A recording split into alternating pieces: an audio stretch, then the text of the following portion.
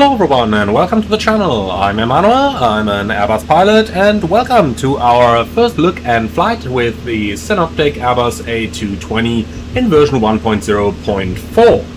So, the new update has just been released, and before we get started with the new update, I just need to get off a little rant over here. Congratulations to all those of you who have successfully complained to Synaptic that they sent the completely finished but still in the marketplace intake process build of their aircraft to content creators. You successfully whined so much that they stopped doing it, and therefore we content creators are unable to prepare for any live stream or any informative video that we might want to do on the releases. So you're no longer going to get that. Likewise, you're no longer going to get the airplane any earlier either, because the intake process takes the time it takes, so you just managed to not really do any service to the community.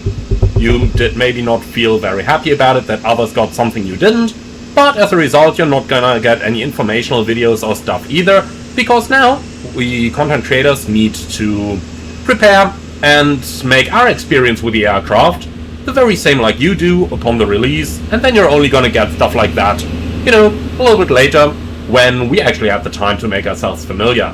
So yeah, just wanted to get that off at the beginning of the live stream. And with that said, let's gonna get right into our flight today. So, version 1.0.4, first look, and we are doing that on VATSIM. Today is Wednesday, that means it's the Austria online day, and we are going to fly a real-world Austrian flight operated by Air Baltic that operated today, which is from Vienna to Frankfurt and then back to Vienna. We are expecting full ATC on VATSIM for the entire flight, and yeah, then I'd say we're gonna get right into that. So, I'm using the Air Baltic livery from the INI manager together with a lovely mod available on flightsim.to, which adds the correct interior for the livery as well. And finally, on top of that, we are also going to use the ACAS and CPDLC mod for the aircraft, so that we're hopefully going to be able to do full data link operations with the aircraft today. Alright, then let's go ahead and start this video off by taking a very quick look into the changelog to see what exactly has been updated with the aircraft. The changelog is available on Synaptic's website, and I'm going to get it on screen for you guys here in a moment. So here's everything that is new. Now, what's kind of funny, and that's what I talked about earlier, you can see here's our changelog for 1.04 because that one's done. And if you scroll up, you see the changelog for 1.05 because that one is done as well. But yeah, thanks to those people who complained about content creators getting access early, you're not gonna see this until Marketplace releases it next week. Alright, so let's have a look into what is new with today's update. So the top one is probably the most important over here. That's a general pass over the nav display and ICAS to make performance improvements. And apart from that, a lot of stuff has been added down here. Now this one sounds especially interesting. Slightly adjusted FNS cross-check gains when en route and on approach.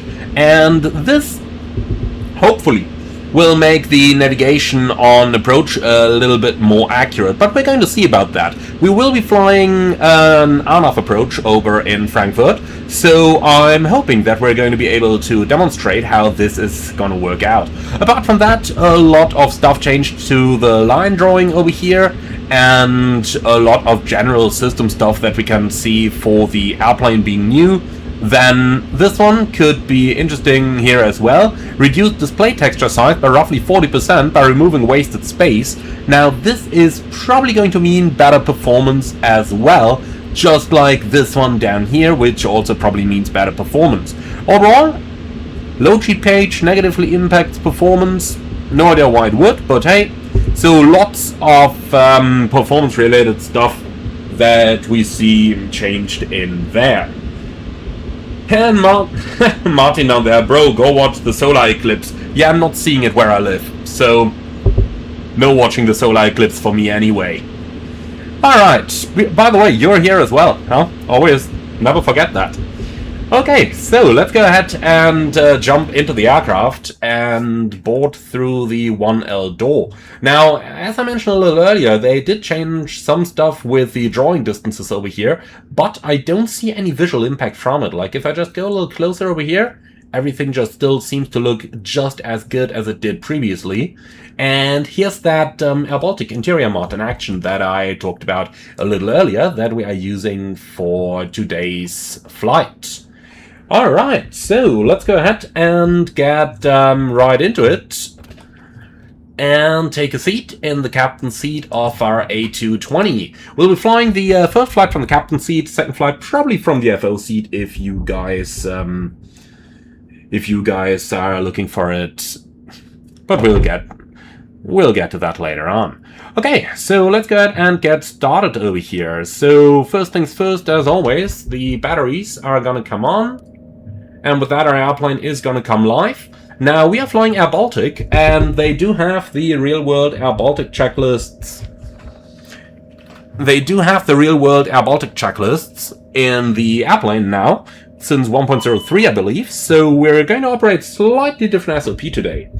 And Rebels Gaming, there are some noises as if someone was banging on the microphone. Okay, I haven't heard about that yet. Okay, do let me know if that's fixed now, or if that needs any changes. Okay, now, our airplane is live, so let's go right over to the checklist and do the power on checklist. So, ECL on DO2, hydraulic pumps, all going into auto, and APU or external power.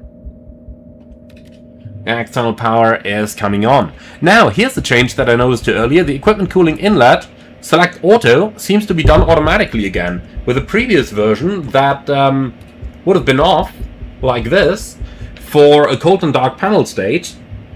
So, yeah, that seems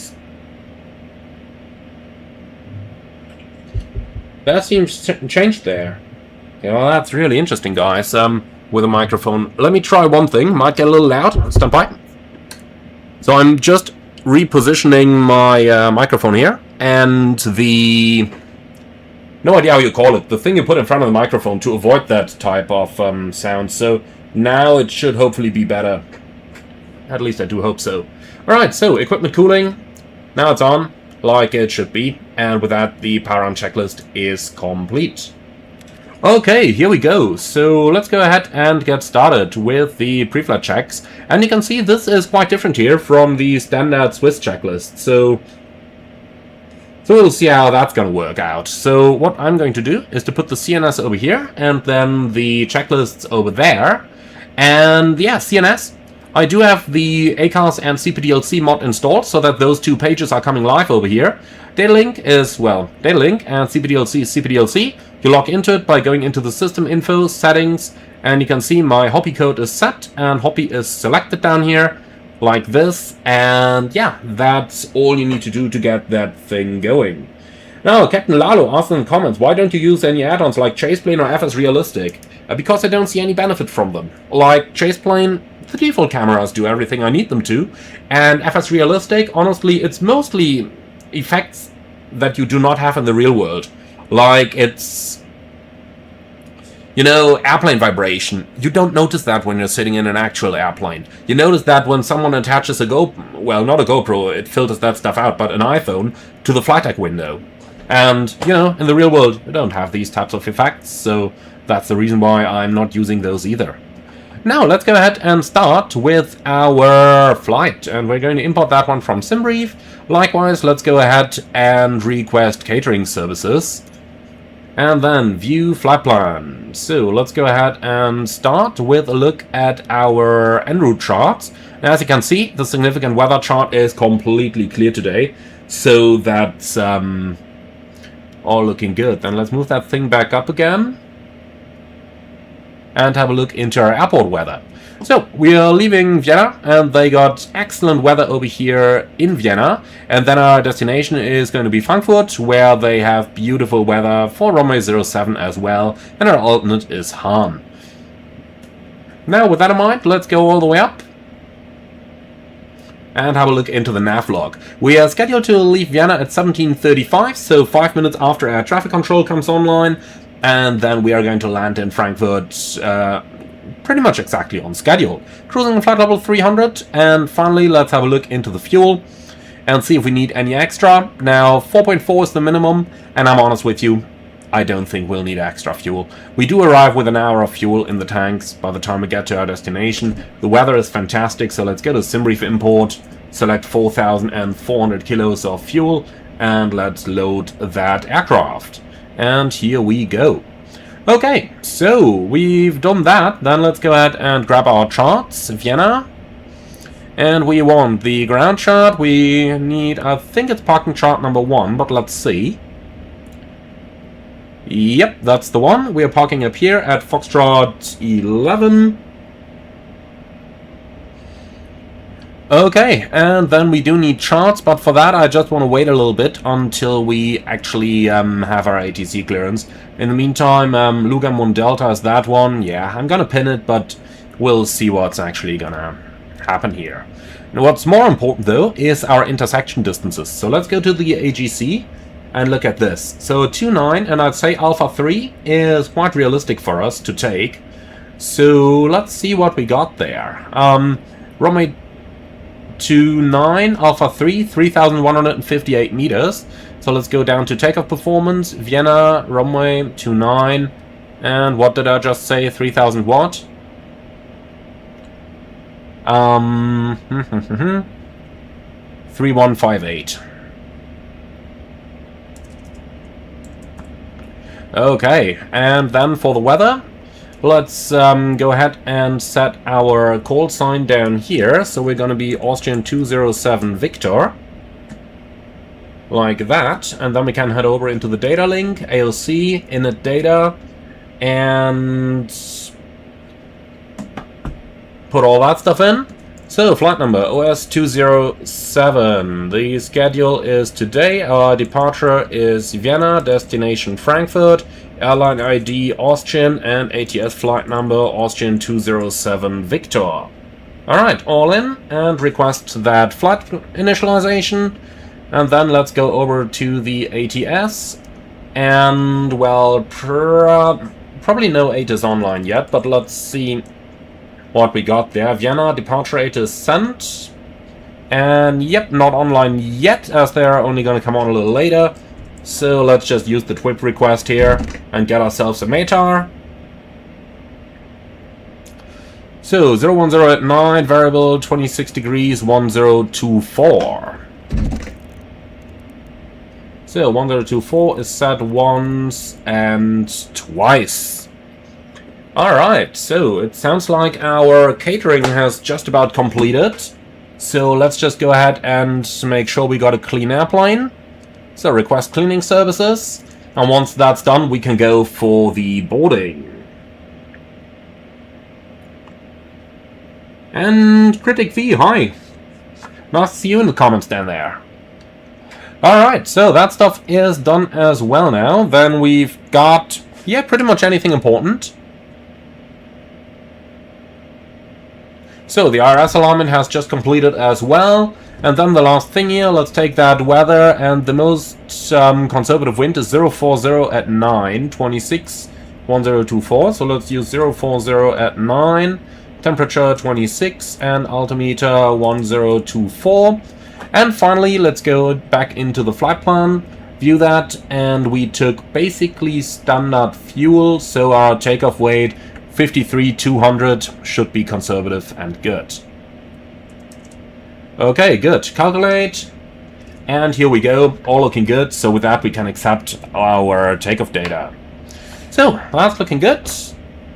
Then with all of that in mind, let's go ahead and start working our checklists down there. So, just gonna go down to the FMS down here. Okay, so pre-flight checklist. Airplane documents on board and checked. OEBs checked. Emergency equipment checked. Gear pins on board. Overhead panel. So we're gonna start up here, and nope, the CBR test is still not fixed yet. I'm clicking and holding, but it doesn't hold the test knob in position, so we can't test the CBR. Then over here everything's checked. Going down here it's 26 degrees, so let's get the APU going to get some air conditioning. And then let's have a look here. Put those up. So down here everything's good. Down here everything's good. Emergency lights on. Then our refueling is completed. So let's go ahead and turn on all the signs. The lights are set. And with that the overhead panel is checked. Then we got the glass shield. And for that let's go for full brightness everywhere.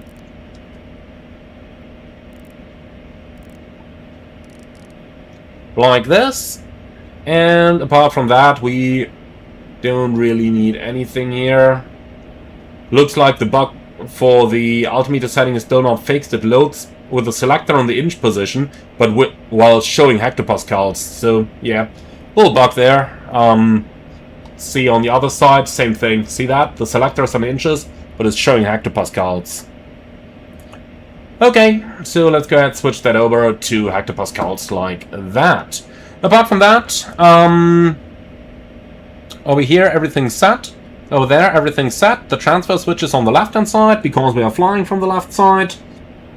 And that's it. And PugBoss 90, the version is officially out. Streamers are no longer getting preview versions to prepare themselves for, you know, streaming the new version because too many people complained about it, so streamers get them at the same time as everyone else now. Which, in my opinion, is not really benefiting the community, but too many people thought like, if I can't have it, they shouldn't have it, and complained, so we're no longer getting it early either. Okay, so glass shield is checked, displays. Let's go ahead and have a look over here. We want the terrain, we want the traffic. Same on the other side as well. Now something they did over here on the symbols, or rather something they plan over here on the symbols, is to remove the controlled airspace and the special use airspace with future updates. So that's apparently because it does seem to cost some performance right now. So yeah, we're not gonna select those. Alright, so we got that stuff. Then over here, let's go for the same stuff. And you can have the VSD. We're gonna stick to the standard displays. Range. Nice down here. Alright, and that's the displays checked. Then ice detector test. That's done here.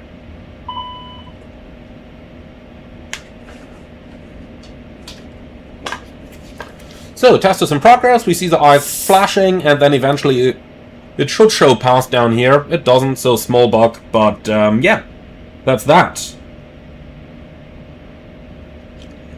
Okay, so we got that stuff. Ice detector test is complete, circuit breakers checked, and we got 2 of them out, battery chargers. Interesting. Where are those located? Like over here, all the breakers are in. Then let's go over to the other side real quick. Nope, those are all in as well. Okay, so there isn't much we can do about those.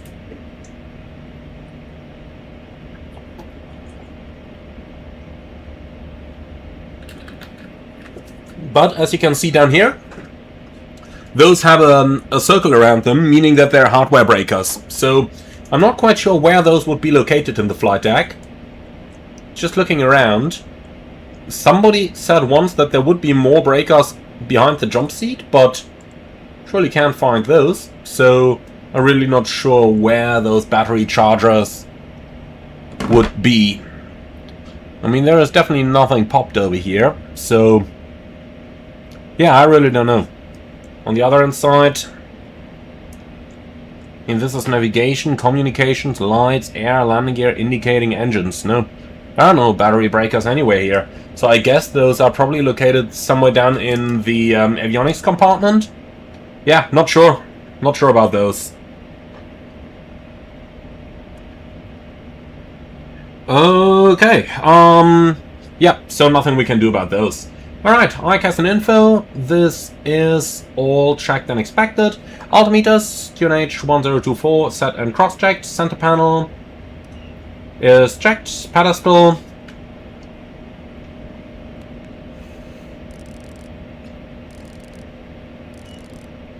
Down here, everything is checked and looking good.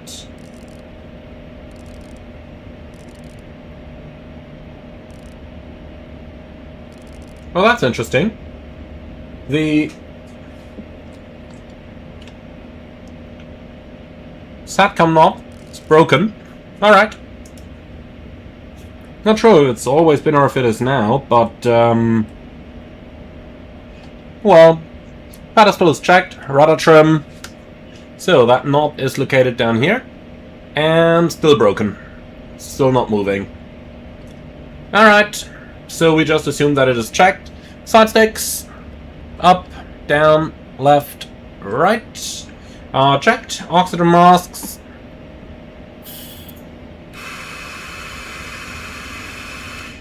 We'll pretend that that is checked. And finally, FD RAS test. That's something that's not simulated, is complete. That's the pre-flight checklist complete. Okay, cool. So that stuff is done. Now I kind of hope that we would have.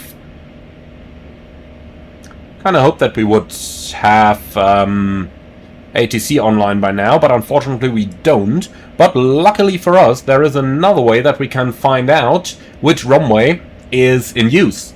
And that's good old Flight Radar 24. So let's just have a very quick look. Here it is, Flight Radar, Vienna, and oh, of course there is no departure right now. Well, let's just zoom out a little bit. Surely there has to be some departure. That guy? No, en route traffic. Okay. Filters, custom, add, airport, Vienna, and we want outbounds. So these guys departed on runway 29 as the last departure. Alright, so then we are going to plan runway 29 in the simulator as well. That's kind of how I always do it. And Darius, yeah, I'm trying to show you the eclipse in the sim, but I have a feeling that that's not going to be there. But at least right now, there's no sign of the moon at all. Oh well. Or is there?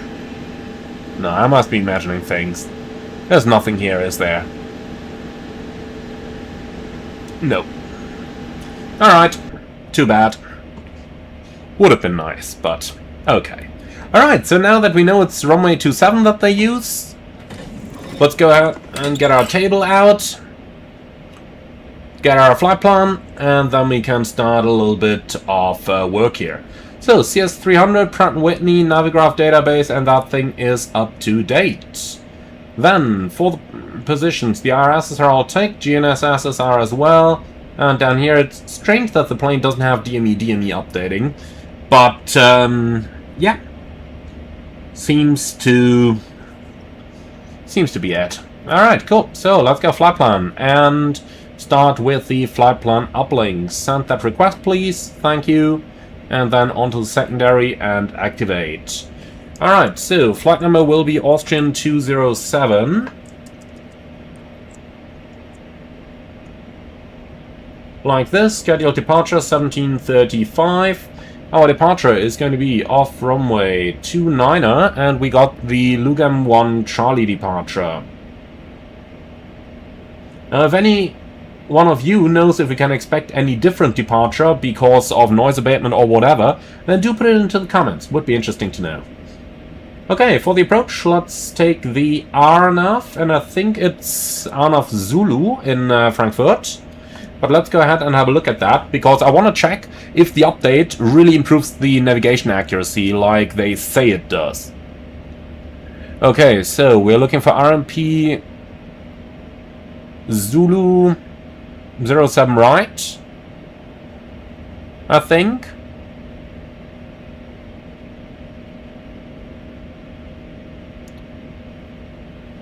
Of course that has to be one of the last chance, huh? Yeah, but that's it. RMP Zulu. Cool. Then we can pin that already. And here we go. RMP Zulu 07 right. Delta Fox 645. That looks good. Done. And finally, our alternate is going to be Echo Delta Fox Hotel. And we'll be flying in E11,000 to get there. Cool. Executing that. Then wind and temperature we can uplink. And now for the fuel. Plant 0 fuel weight is 48,798. And for the block fuel, 4,400. Taxi fuel, 122. Like this. Execute. Then onto the performance. And for that, we have takeoff 2, 24, 29, 34.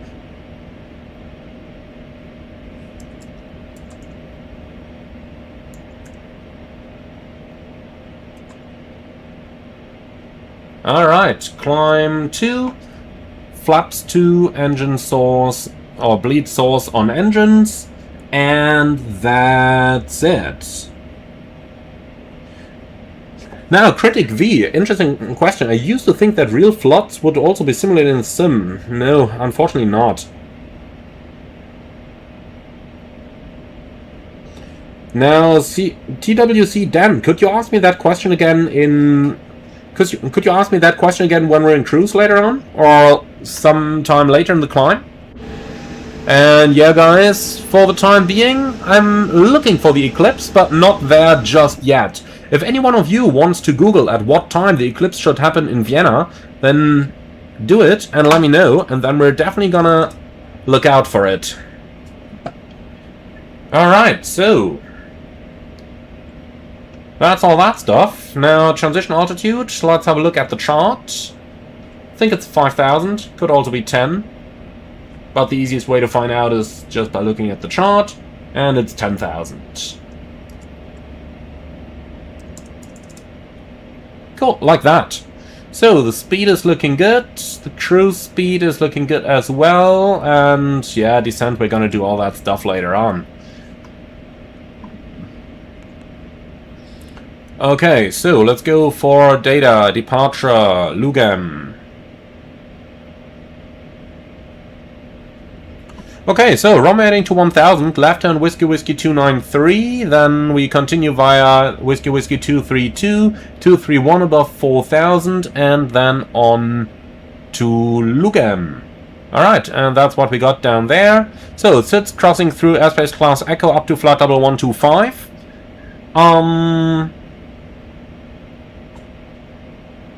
Okay, initial climb clearance 5,000. For a moment I thought about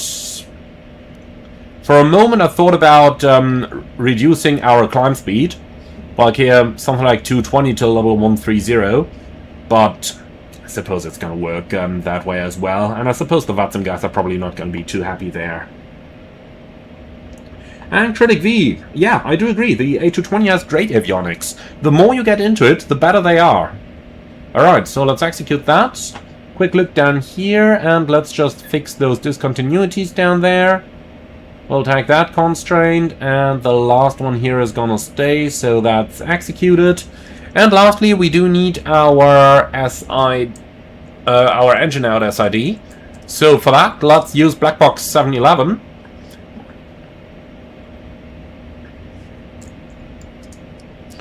Alright, so here's what it looks like on Blackbox's website.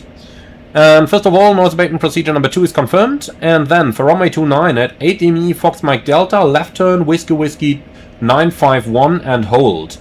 Alright, so let's go ahead and go back down into the FMS fixed page. Then we'll take Fox Mike Delta, distance 8 miles. And then Whiskey Whiskey 951. Alright. And with that, we also have our engine out set now. Alright, so straight ahead, left turn to that point to pick up the holding. Okay.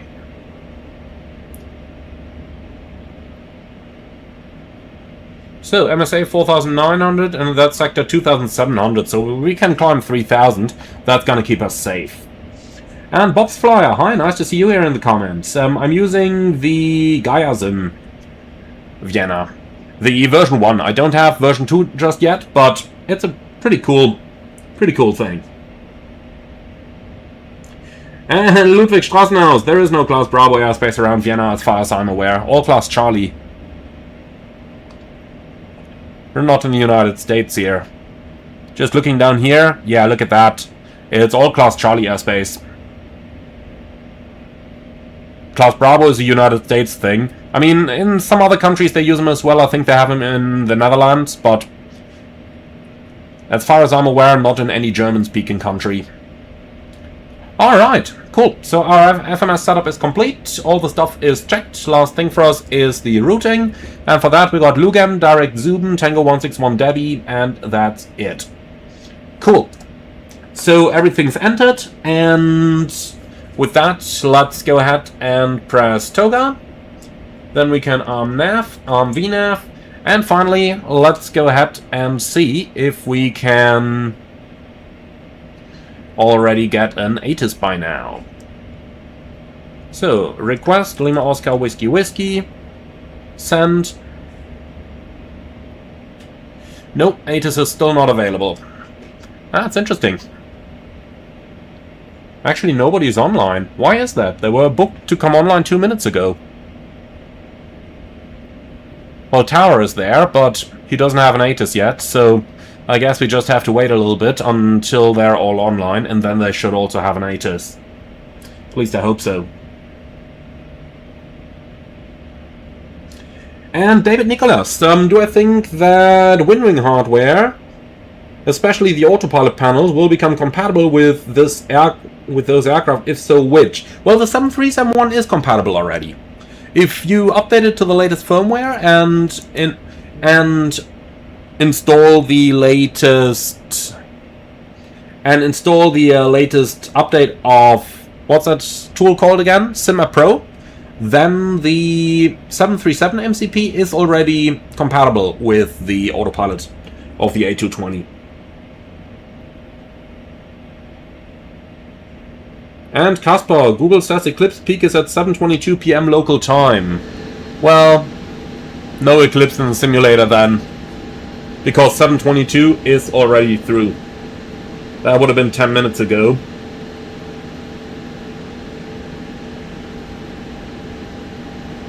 And Atlas Kaliskan, do I know why the max out doesn't increase with fuel burn and decrease with rate? Probably a bug.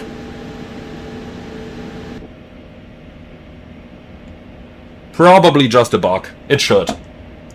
It definitely should. Okay, so by now an ATIS is online, so let's try that one more time. Vienna, departure ATIS, sent. Still not available. What's going on with our data link today? Well, in any case, runway 29 is active, so we'll be using that runway. Let's see if we can get a departure clearance. So, facility will be Vienna, ATIS Alpha, and our gate is Fox 11. Alright, send that clearance request. Then let's see what's gonna happen. And Pilot Rishton, how often do I fly to Canada? Actually, quite a bit.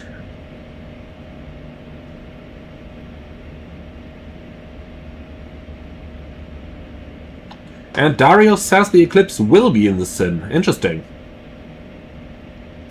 And Line Channel YouTube. No, it's like beginning just now. The Eclipse will peak at 2025 local. Okay. You guys are right. You can see it. Look at that. You can see it in the sim. Here. There's the moon. Definitely. Definitely is there. And our takeoff is going to be right into the Eclipse. Okay, that's going to become interesting. That's going to become really, really interesting.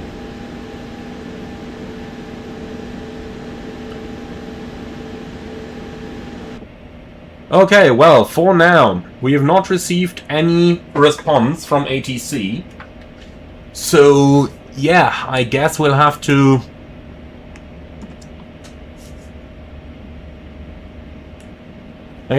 call him via voice. So, ground is on 1216.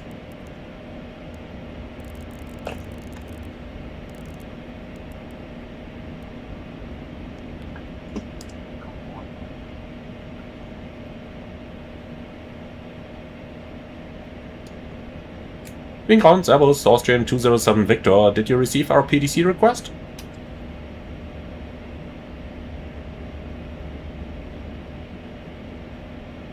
And Darius, yeah, we also planned for the return flight.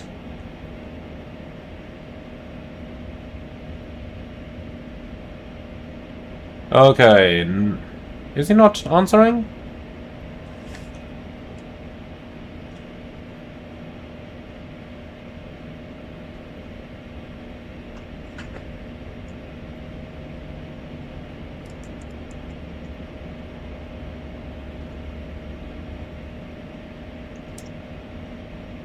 Being ground, Austrian 207 Victor, do you read?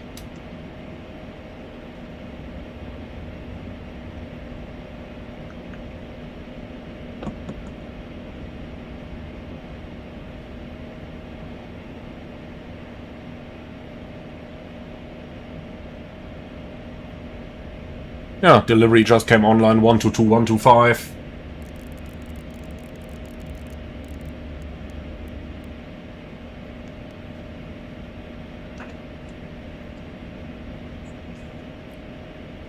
In delivery, Airbus Austrian 207 Victor.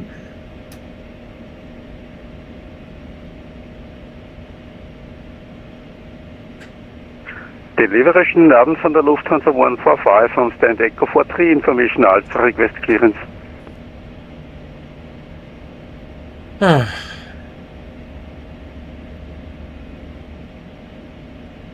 And of course, no responses again.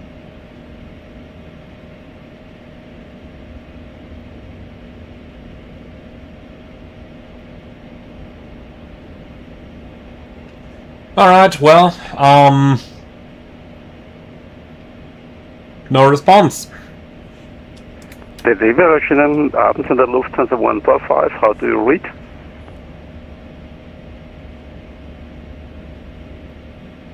Nö, tut er nicht.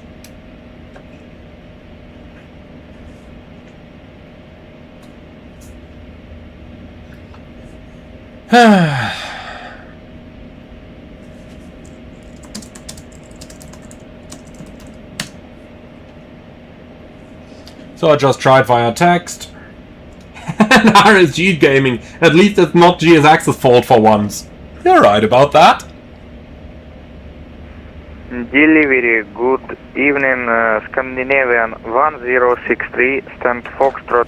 So what's gonna happen now, and I can tell you that already, is that there will be a whole bunch of aircraft who are trying to get clearance at the same time.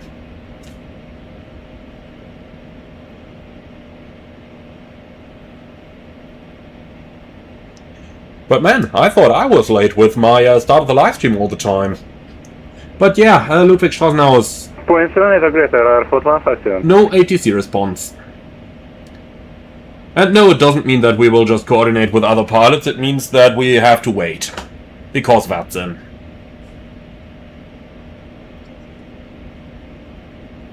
Wien delivery, Austrian 207, Victor, do you read? Mark 80, Airport 157. Victor, Servus, Radio 5. Thank you very much. Information Alpha, request clearance to Frankfurt. 207 Victor, Frankfurt, Lugam 1 Charlie, climb 5000 feet, scope 1000, QNH 1024. Frankfurt, Lugam 1 Charlie, 5000, 1000, 1024, Austrian 207 Victor. 207 Victor, read the correct report ready. We are ready now.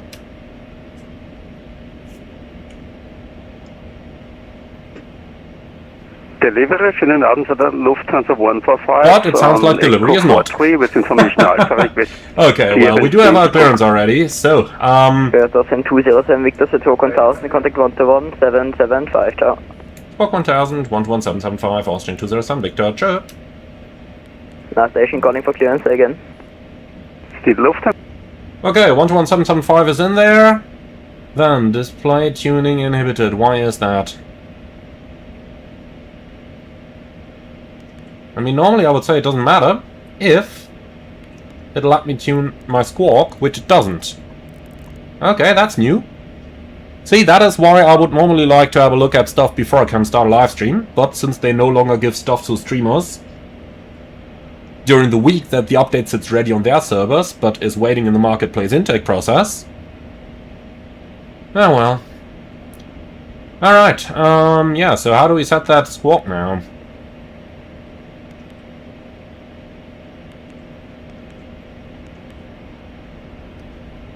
It's interesting. It looks like we are locked out of the transponder. Just stuck on 2000. And the tune page is inhibited. Why? Oh, that's why. Okay. Good. Can we change something now? Yes, we can. Okay, perfect. So, we're basically ready to go up here. Boarding should be completed.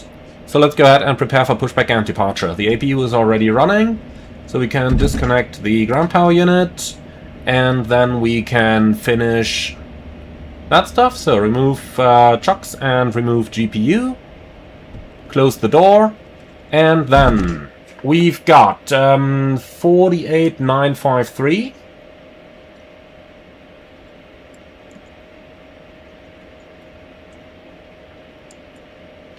With a center of gravity of 28.6.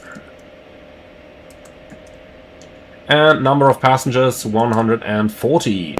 Alright, the rest is still good. And our takeoff weight 53.3.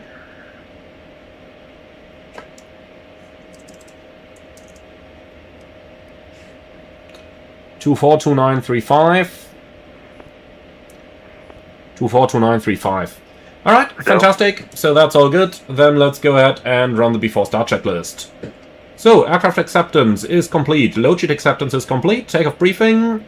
We're going to do that during taxi, that's fine. APU and our external PAL, we're on APU. And standing by for the beacon. Alright, and 5000, 1000, Lugem, 1 Charlie. All good. Wingground, Servus, Austrian 207 Victor, fully ready. Austrian 207 Victor, wing ground hello, push and start approved, facing east.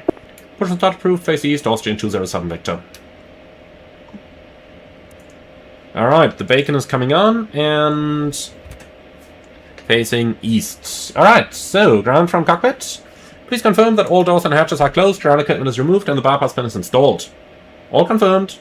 Okay, thank you. Then, the parking brake is now released, and you're clear to push, facing east. Roger that, start the push facing east, and you're clear to start the engines. 145 on Echo 43, request startup. Okay, so, engine start, starting with number 1. Startup approved, Lufthansa 145.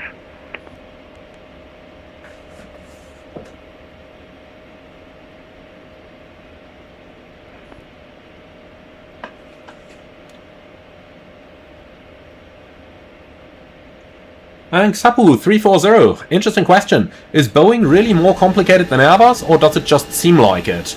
By the way, guys, watch the Eclipse building up there. The honest answer is, it just seems like Boeing is more complex than Airbus. Both aircraft do the same thing. In the Boeing you gotta press a couple more buttons, but the Airbus has exactly the same stuff going on in the background, and as pilots you need to know about that. It may be easier to fly an Airbus in the sim because you don't have to know as many things as with a Boeing.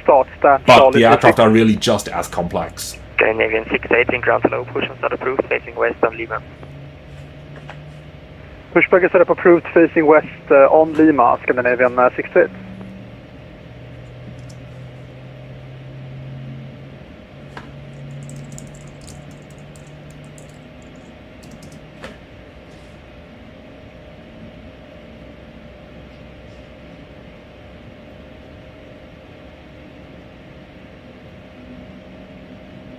Alright, so ground, we have a good start on engine number 1, we are starting engine number 2. Ground, good engine 2 start. Scandinavian and the pushback is completed, please set park and brake. 59 request startup. Park and brake set, clear to lower the aircraft, remove all ground equipment, and advisement clear please. Start approved, Scandinavian 1016. The Lufthansa 145, request exit. And Eric Anderson, if you should buy one more aircraft, which would that be? Honestly, it really depends. Like, look at what your local carriers are flying, look at which aircraft could you use for the most realistic operations. And that is how I would decide for it. There are so many good aircraft out there, I wouldn't say like, you must get that one aircraft. Much rather I would say, there are many good aircraft, get the one that suits your type of operation best.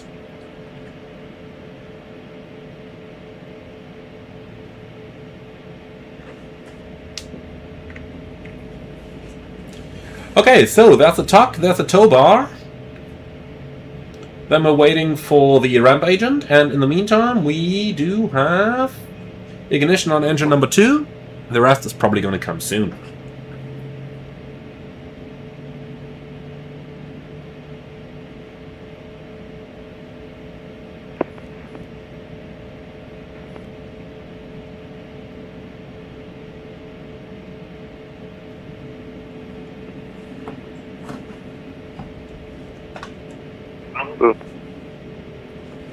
Okay, Ahmed, in the comments, how do you get such detailed graphics?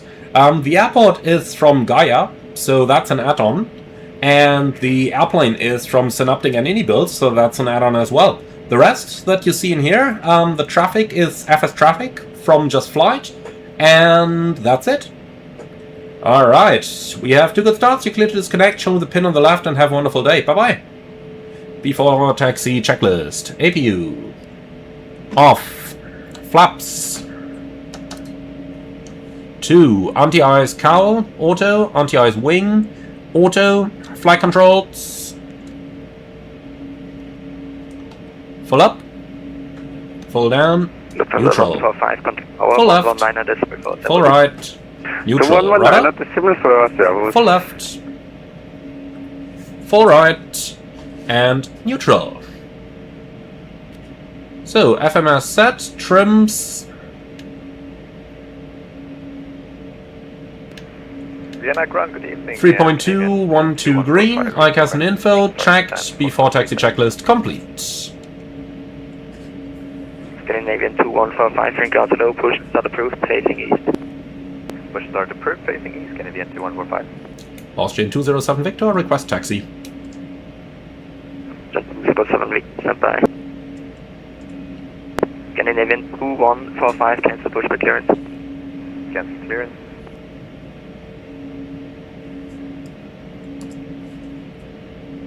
Austrian 207 Victor, taxi at Ording Point, runway 29er via Whiskey and Mike. Taxi Ording Point 29er, Whiskey and Mike, Austrian 207 Victor, and we'll expedite for the Scandinavian.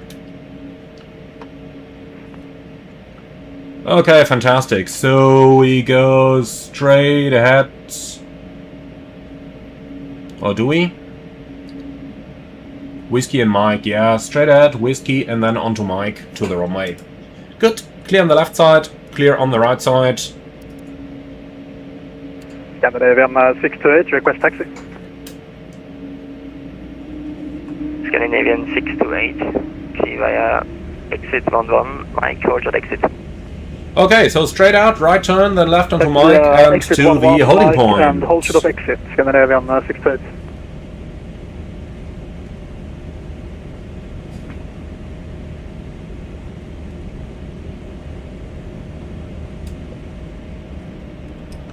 And Chapu, for my side stick, I am actually looking at getting the Moza force feedback stick in order to get the most realistic feeling. So that's what I'm looking for up next.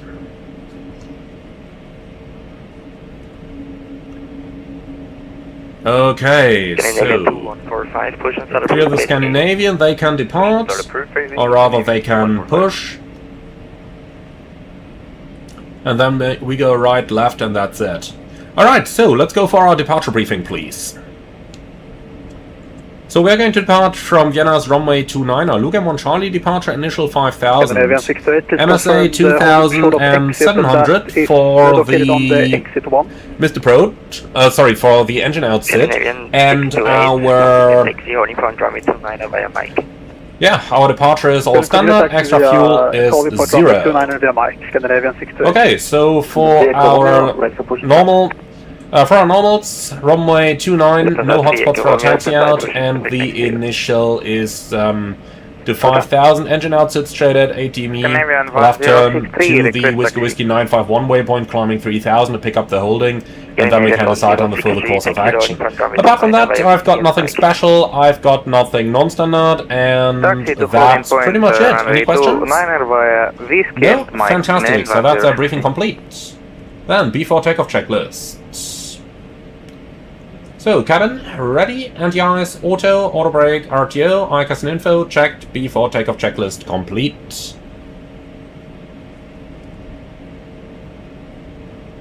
Lufthansa 3 Echo Romeo, push and start approved facing. Push and start approved, face east, Lufthansa 3 Echo Romeo.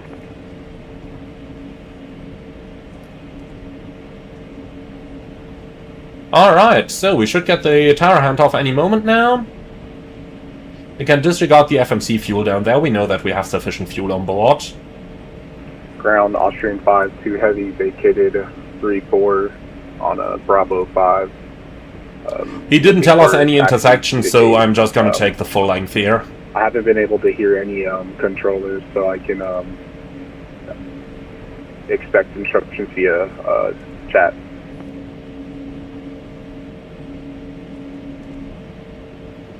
Standby fast, Austrian 207 Victor, contact power 1.9.4, bye-bye. 1.9.4, Austrian 207 Victor, tschüss. Scandinavian 1063, hold shot whiskey 4. Hold shot whiskey 4, Scandinavian 1060. Twin Towers, Airbus, Austrian 207 Victor, ready for departure. Airbus Austrian 207 Victor, 020 degrees 9 knots, runway 29, cleared for takeoff. Runway 29, clear for takeoff, Austrian 207 Victor. Cabin crew, prepare for departure. So guys, taking off right into the eclipse. And yes, you can see it in the sim. Look at that. You can see it. Like, how amazing is that?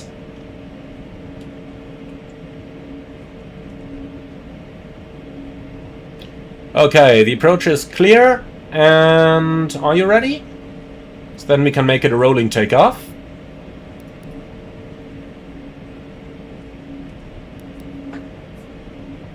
On runway 29. Take off.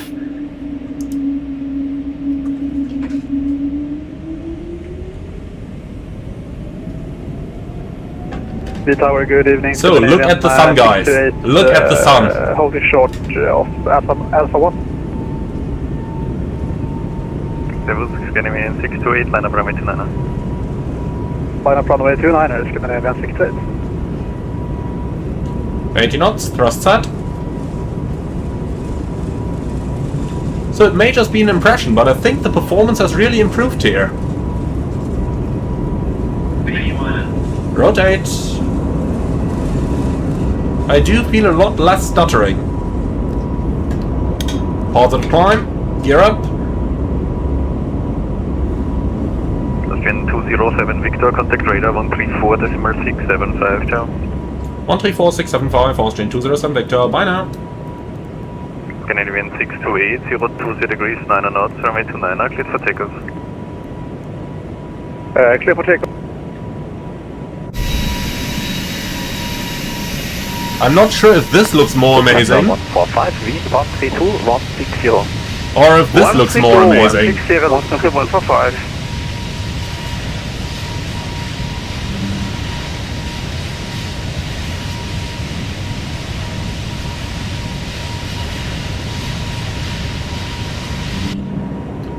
In radar, Airbus, Austrian 207 Victor, 2600, climbing 5000.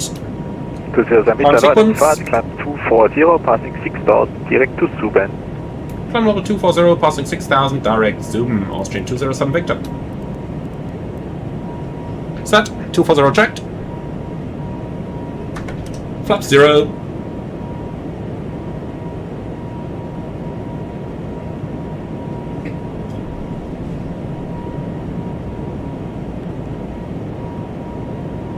Okay, so this is not the first flight of the day for us, so we don't need to worry about the wing anti-ice check. And ICAS checked, after takeoff checklist complete.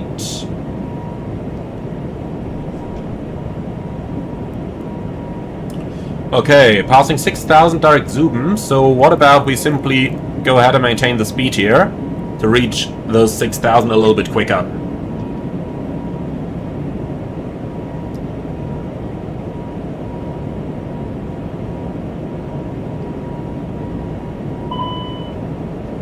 Oh, what's that? ATC message. Current unit, Wien approach.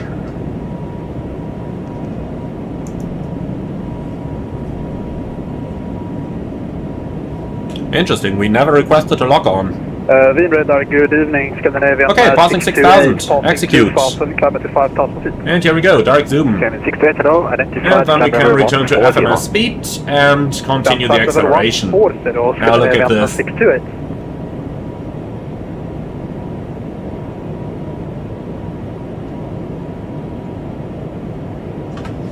Okay, so looks like most of the flight is going to be right into the sun.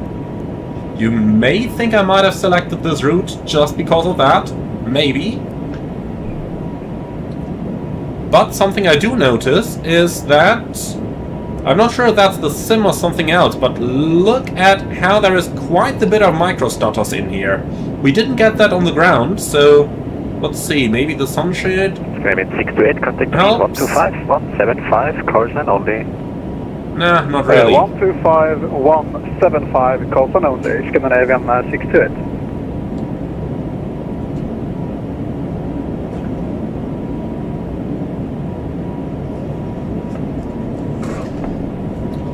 Okay, well, let's have a look at that again.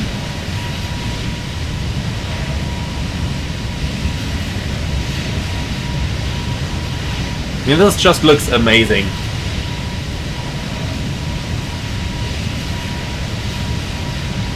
It's quite interesting. In the real world, when I look outside, I barely notice that we do have an eclipse.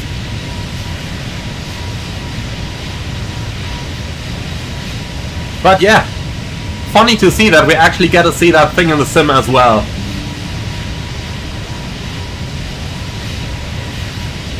Alright, we're pitching down, so we're probably reaching level 100 just now. Yeah, we are, so set standard. And standard is cross-check, passing flight level 102 now. Alright, and it's smooth, so we can release our passengers. Now look at that, you do see the eclipse just in front of you, and the first thing the pilot thinks about, let's get the sunshades on. The nice thing is, you can look at the sun through those sunshades. It's something, you know, that you're not supposed to do, but that you absolutely can do. So that's quite cool. That's really quite cool. Okay, so let's go ahead and have a quick look. Settings, log on, and that's gonna be Lima Oscar Victor. Approach, good evening, Scandinavian 1063, Victor. climbing 5,000 feet, inbound. Alright, and send the lock on request, notified. Screaming Here we go. 103, hello, identified, climb level 240. Climbing flight level 240, Okay, and Canadian ATC 106. message.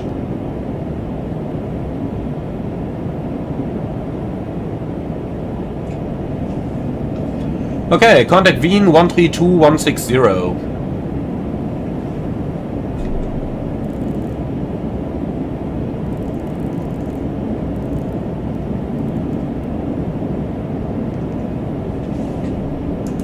Can you repeat the recovery for Alpha Victor?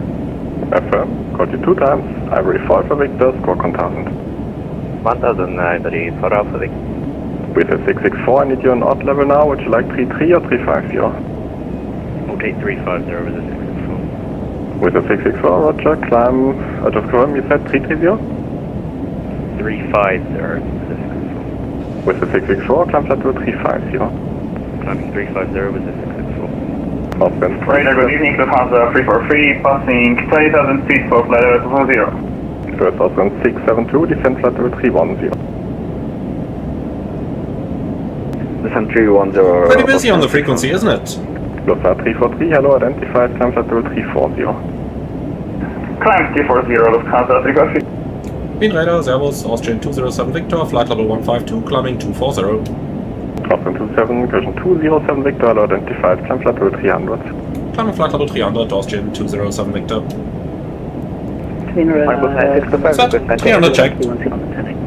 Okay, so here's something new with version 1.04. The top of climb is no longer stuck to the airplane symbol, but it's actually moving and actually showing us kind of a realistic top of climb there. 170. And looking down here, that actually seems rather accurate. speed 300 or... So guys, now the polarizing question that I'm probably going to regret ever asking. Is X-Plane able to show the eclipse? Or is that an MSFS thing? Descent to the line of ground cover, speed 200, correction 300, remove 96%. And the Shenanator. All it looks like freaking Armageddon in green. Yeah, you're right about that, lads. Move that thing away. Like this looks better, doesn't it? But that thing does have an impact on the performance. Ever since we are flying into the eclipse, you do feel that performance impact. Every 5 Victor, cleared direct to Rodis. So that is pretty cool indeed. Direct to Rodis. Now, Ex-Hapu asked it a bit earlier in the comments. Have you heard about the wind control upcoming Cyber Taurus force feedback yoke? I guess I will probably get it.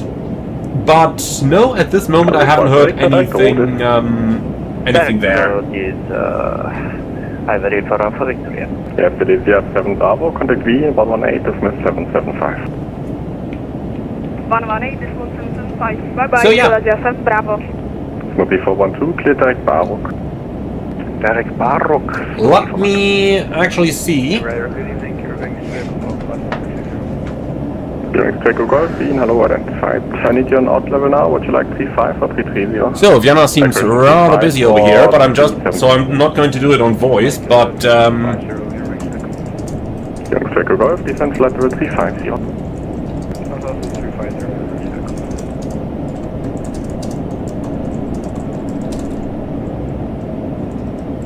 Wien Raider, schönen guten Abend, die Austrian 212 with you. Austrian 212, guten Abend. Alright, yeah, let's see what they're going to respond there. Departure, time 6000 and scope 1000. So guys, look at that. Squawk 1000. Now it's really coming. Inform to Alpha. Like, how cool is that? Austrian 212, correct, startup approved. How cool is that? Startup approved, will call for taxi, Austrian 212. Austrian 672, descent flight level 170 horse, speed 300 or less on conversion. Descent 170, speed 300 or less, Austrian 600. And Floby, X-Plane is not able to show the eclipse. That's too bad. Well, just don't tell the fanboys, okay? Not gonna start any war.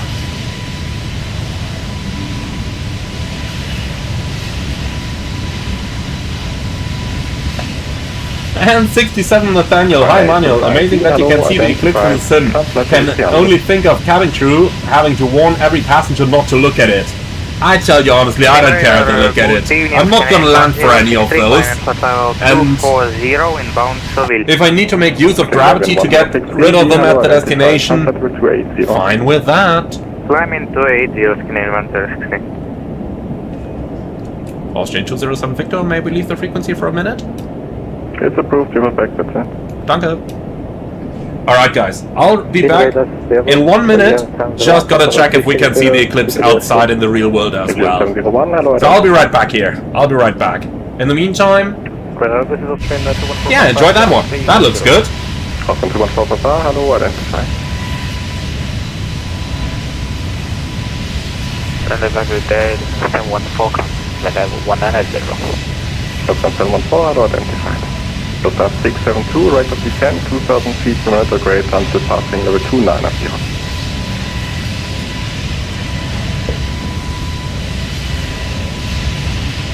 Austrian 672, right of descent, 2000 feet per minute or greater until passing level 290. Descent 2000 feet, Austrian 600. Just confirm, right of descent 2000 or greater. 2000 or greater, Austrian 600. Wien Raider, the Austrian 212 request taxi. Austrian 212, taxi on impulse Foxtrot, runway 33, über exit 4. 33 Foxtrot, exit 4, Austrian 212. Airflight 157, March Honeycomb, 122.9.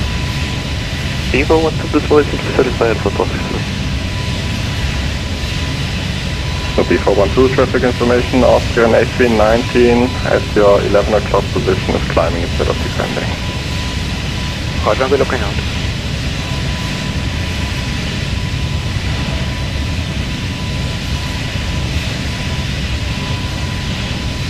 Orbit, accretion, Orenburg 9up625 on Honeycomb 1229. Honeycomb, thank you very much for this. Have a good evening. Honeycomb 965. Correction, 79 up Bravo Victor, descent flight to 330. Descent 330, correction, 7.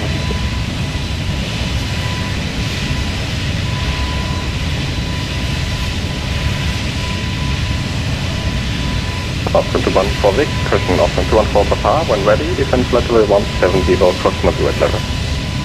Okay guys, back in business. Let's go ahead and continue on the... Let's go ahead and continue in the simulator here. And continue with that live stream. My apologies for that.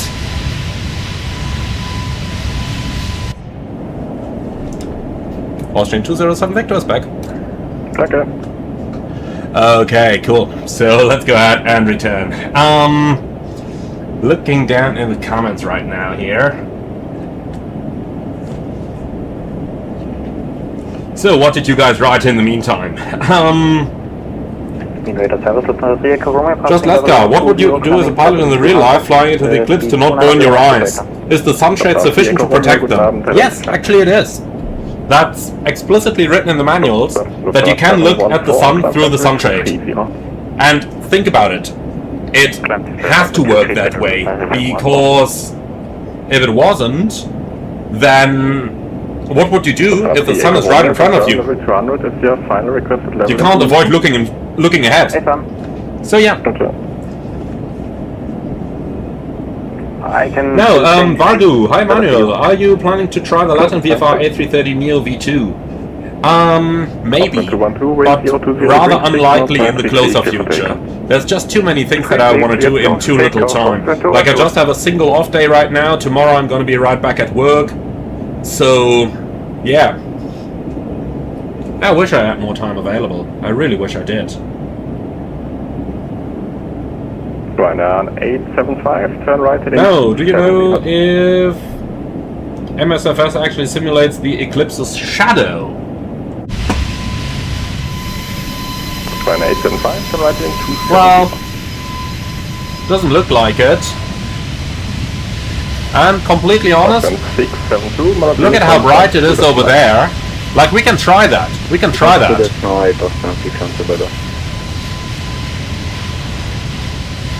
Oh yeah, it does. If you look at this, if I go a day ahead, look at that. Yeah, it does simulate the eclipse's shadow. Wow. Honestly, guys, I didn't expect that. Like, if you look at this, no eclipse. Now change the the date back to today. Eclipse. Yep, it does simulate the shadow. Now that's cool, isn't it? And Spotter0149, welcome as a business class member. And Javi Sagwes, no, sunglasses are not, definitely not, built to look straight into the sun. They're built to protect your eyes when you're looking, you know, when you got a generally bright area, but do not look into the sun with sunglasses.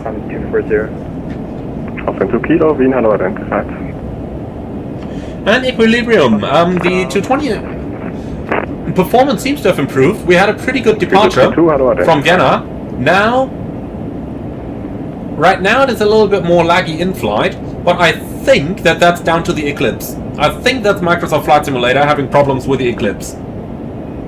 And Mitchell, have you flown the 707 yet? I loaded it for a flight, but didn't manage to get that far yet. I just didn't have the time available today. Wish I did, but unfortunately I didn't. And Eric, how does your sim look so smooth and good? Honestly, it's just default. Everything you see outside right now, everything except for the plane is default. And that's the key to why my simulator looks so good. There are so many people who just, you know, mess up their sims with all, that many mods and stuff, but in the my simulator just default except for airports, aircraft and traffic, and it looks superb with that. Climbing 150. Oh, Fully Martins, we're flying from Vienna to Frankfurt, and then we're going to fly back afterwards. Wind radar your wings 512 at Salzburg, reverse alpha course to Corus. Clearing 5212, hello, cleared current 1, in room to Alpha departure, climb 6000 feet, score 1000. Clear south. Correction, clear outbound in room to Alpha departure, climb 6000 feet, squawk 1000, your wings 5212. Clearing 5212, read back rec, start up approved, call for taxi. And Captain Fubi says, I did notice some micro status on 1.04 during the climbing cruise yesterday. That's interesting, because I'm having micro status here as well. But I kind of blamed it on the eclipse, because they started the moment we took off, and we took off right into the eclipse. So that's what I blamed it on. Squawk 1000, descend flight level 180. And X-Hapu 340, yeah, I totally share your experience there. Even with Auto FPS, Rex Atmos and Reshade, people still aren't happy with their sims. Yeah, it's true. And mine is just standard. Austrian 207 Victor, confirm 1228? Negative, what's not for you? What was Snoopy 4 Alpha Victor? Snoopy 412? Accuracy Ivory 4 Alpha Victor. Honeycomb 228. Unicom to the tonight, no problem. Little confusion on the frequencies there. Fraction 79 Echo Victor, contact Prague 127.125. Would you look at that? 127.125. Almost complete. Almost complete. I think it's supposed to be 88% here. Just for your information, or maybe for the next controller, we will probably need to enter holding at München. Alright, so we're reaching level 300, 20 minutes to get there. Quick look down at the flight plan. Above max landing weight. Echo Romeo, just copied. Austrian 2 kilo, climb flight level 300. So, should have taken... Oh no, that makes no sense. No D-rate in there. Right, so, Subin, 22 minutes. So we do the fuel check over Subin. That's gonna do the job for us. Victor, Honeycomb 122.8. 122.8, Austrian 207 Victor. Clearance to Echo Golf, Honeycomb 122.8.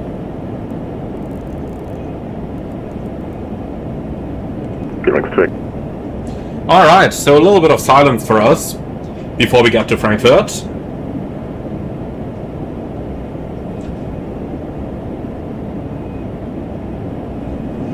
Cool. So, nicely on our way. All easy stuff. Now, I kinda wanted to give you a little tour of the cabin, but I think we'll have to delay that to the next flight, because the look at the Eclipse is just too good. And the fact that the simulator actually simulates all of that, I mean, how great is that? How great is that? And Thomas Mini, hello Emmanuel, hope you're doing well. Thank you, I am, hope you too. If you had the chance to go back in time during your ATPL training, would you have done anything differently? No, I wouldn't.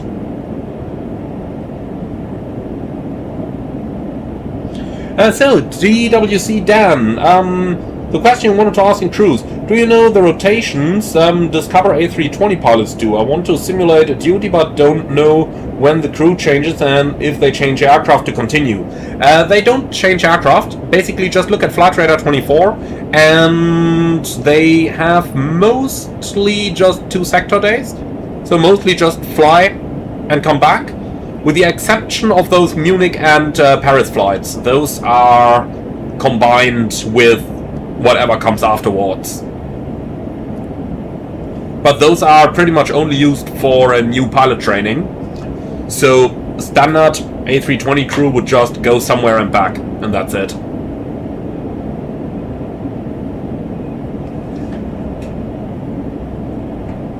Nintendo 93, hi.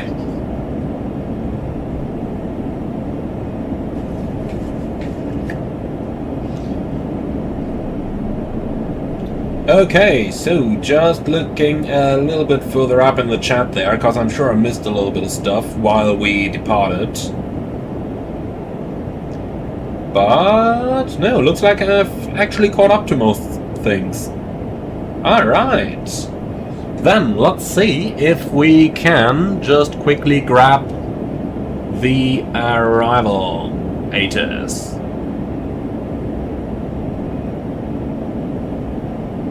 So, arrival ATIS, Echo Delta Delta Foxtrot, sent. Here we go. Frankfurt Information Hotel, expect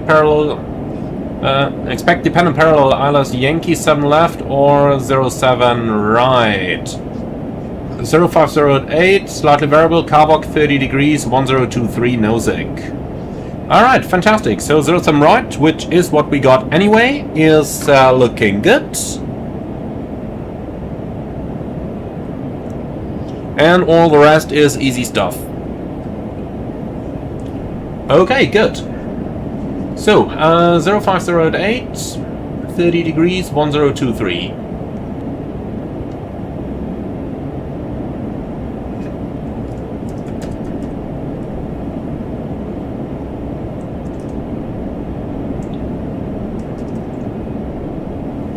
Like that. And we're gonna do flap 4 landing. 5 knots addition, set speeds, and transition level is 60.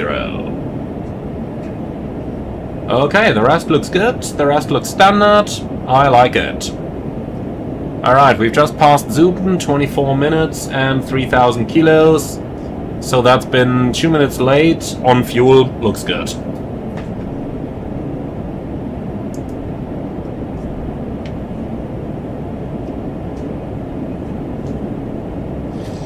And 67 Nathaniel, have I ever tried shared cockpit in MSFS? I have. Now,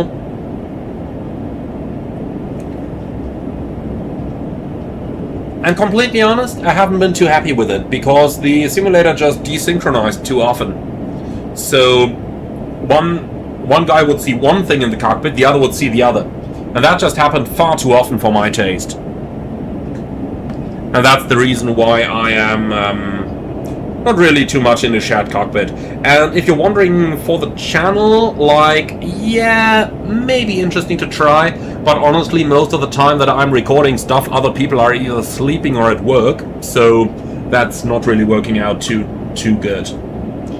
And Javis, Sagüez, hi Manuel, I'd love to see you do the shortest Ryanair flight all year round, Malaga to, I think that's Tangier, is it? Work as dispatcher in Malaga, so I see it every day. Sounds like an interesting rotation. Hughes just released their Ryanair liveries again for 2024, however I can't get the cabin to work just yet, so hopefully that's gonna come soon, and when it does, then that might definitely be a flight that I could try out.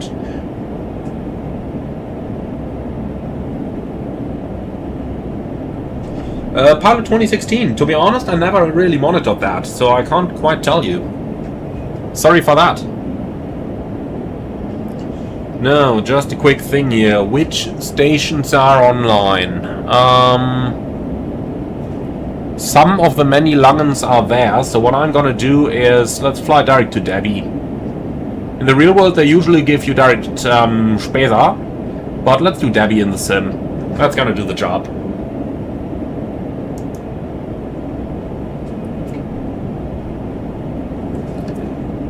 Alright.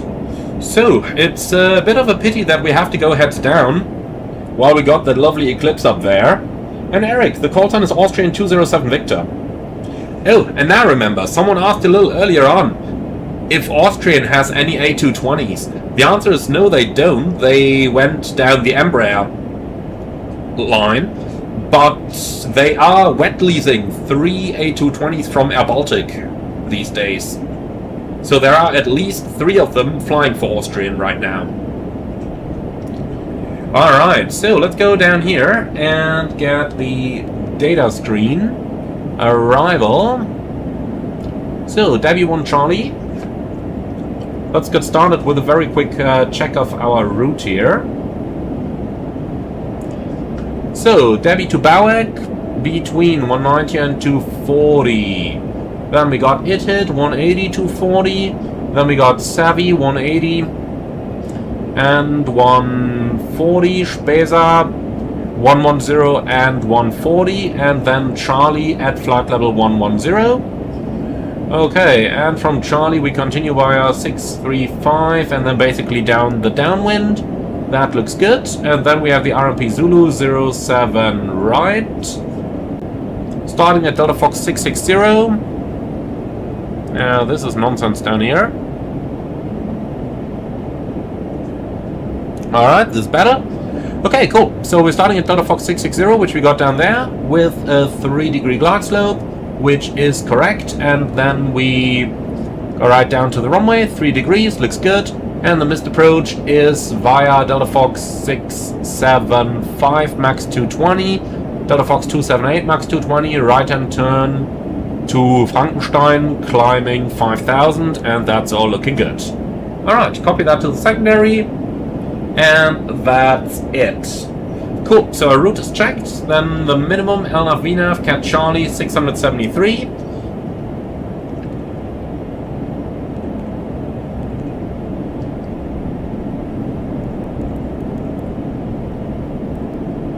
So 680, here it is. Alright, and that's it. And Aloha EX 141 Fox Echo.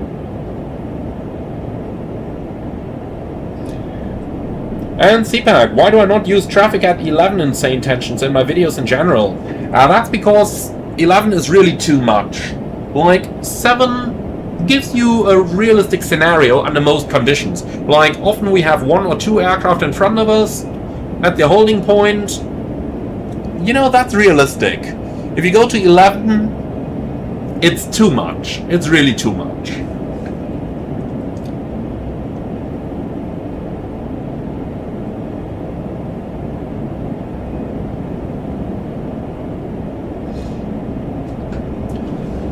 Alright, so let's see. We have the minimum. Yeah, the only thing we need is the auto brake.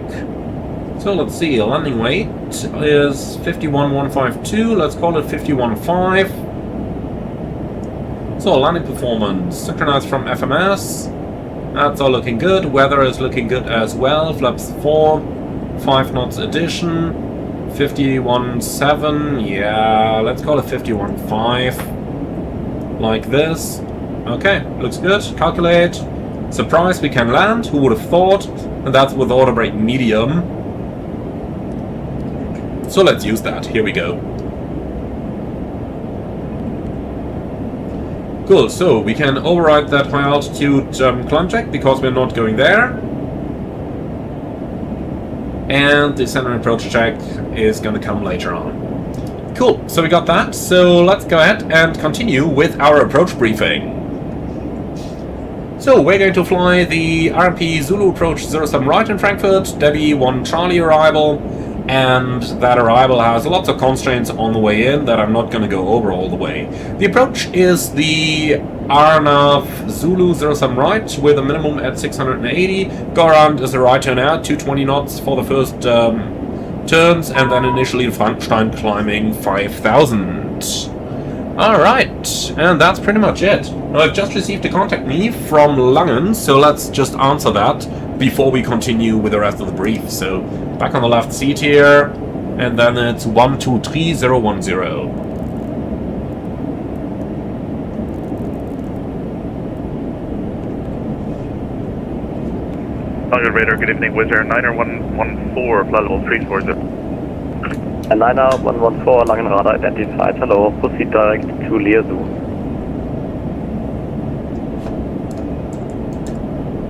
Direct left to Wizz Air 911. Okay, Langen is notified. Langen 1, Austrian 207 Victor, level 300, inbound Debbie. Here. To station level flight and was unreadable, confirm Lufthansa 343 was calling in. Lufthansa 343, flight level 340. Lufthansa 343, radar contact, hello, proceed direct DB, clear DB, 1 Charlie arrival. Proceed direct DB. And there's a 5 Charlie arrival, Lufthansa 343. Lang schon genannt. Austrian 207 Victor, level 300 in Mount Debbie. Austrian 207 Victor, Langenrad identified, hello. Okay, fantastic. So we got that. So, last look at the eclipse as it is slowly fading away. And a TC message. Horizon Golf Mike. Ground unit, long radar. 300, rate of descent 1500 feet per minute or greater. Descending to flight level 300 and with a rate 1500 feet or greater, your wing, Golf Mike.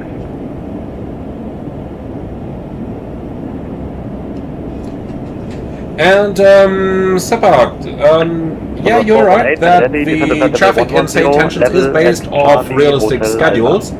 However, in the real world, they use slots and they use metering for your pushbacks. In the sim, they don't do that. And the result is that in the sim you're absolutely going to overflow, while in the real world you would receive realistic sequencing. And St. Tensions hasn't implemented that yet. Or to agree to 6 minutes, is that fine for you? Sjalkin, is it allowed to turn off the wing tank fuel pumps on a 737 during the flight to use the fuel in the center tanks first? No, it's not, but you don't need to because the center tank fuel pumps run at a higher pressure, so if you've got all 6 pumps on, the center tank is going to provide the fuel. Okay, proceed direct to Charlie Hotel Alpha. So, load and accept. Cleared Debbie 1 Charlie arrival. Accept. Hello, fraction 1 for 1 Romeo 130. So, looks like the load did not really work, huh? But quite nice to see that the rest did. So, direct to Charlie Hotel Alpha. And execute. Lovely little shortcut. And I really like the CPDLC mod for the A220. Works fantastic. Really, really fantastic. And EX141 Fox Echo. Have I checked out the working title 707 yet? I started with it, but I just returned from a flight yesterday and I'm going back to work tomorrow. So I had a first look at it, but didn't have the time to really get into it yet.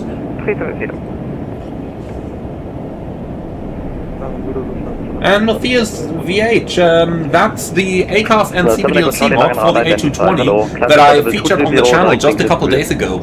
You can find it on flightsim.to and you just extract it into the community folder and then it adds the ACAS and CPDLC to the CMS page here in a similar manner that it works on the real airplane.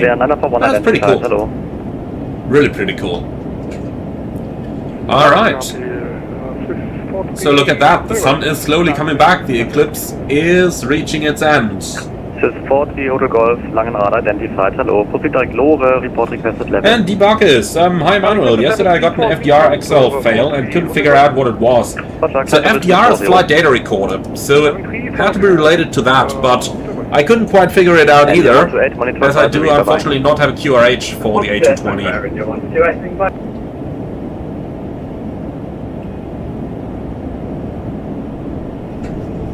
And Radar Leipzig 6 Bravo November request. What's your message? And something unpredictable 7, where are you off to tomorrow? Well, tomorrow is just going to be ground training, as I'm getting the upgrade back to Senior First Officer now. Remember when I had to go, when I went to the A330, I had to become First Officer again, and now I'm upgraded back to Senior First Officer. And yeah, thereafter, the next step is going to be back to the Captain, but for now, it's back to become an SFO. If you're calling it now, it would save some more miles, but up to you. That was a lovely conversation with ATC in the background there. So yeah, tomorrow is going to be ground school. First Lufthansa 418, proceed direct Delta Foxtrot 641. Delta Fox 641, 14. Okay, so we're about to reach our top of descent here in 30 miles. C214, so let's just say goodbye to our passengers. Spark 1000 and cleared MPAX 5 Charlie arrival. And when ready, descent via star to flight level 110. Okay, accept.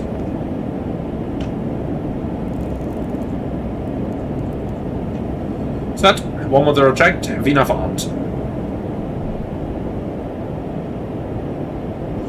And Colas 5S, hi there, how is the A220? Honestly, I like it. I really like it.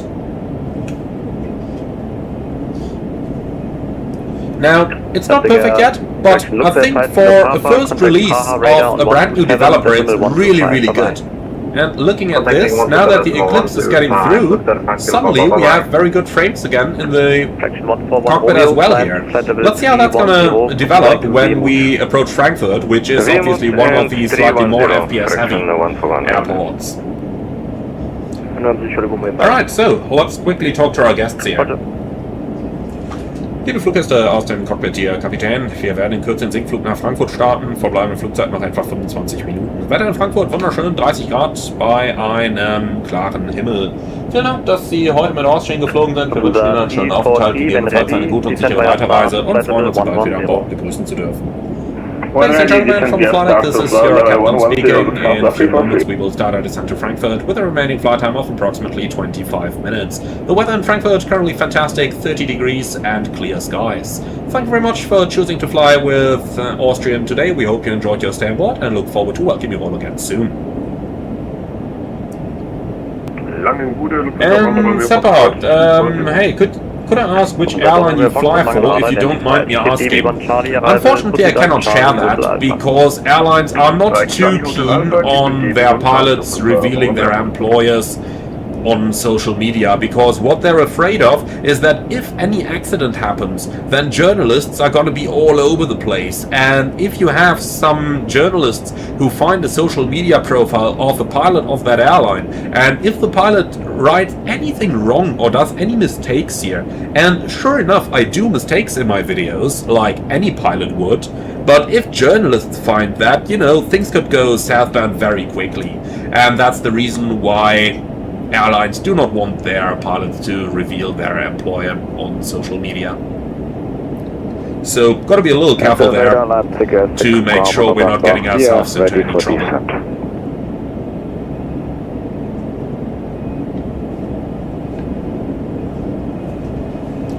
And reckon we're going into Frankfurt, Echo Delta Delta Foxtrot.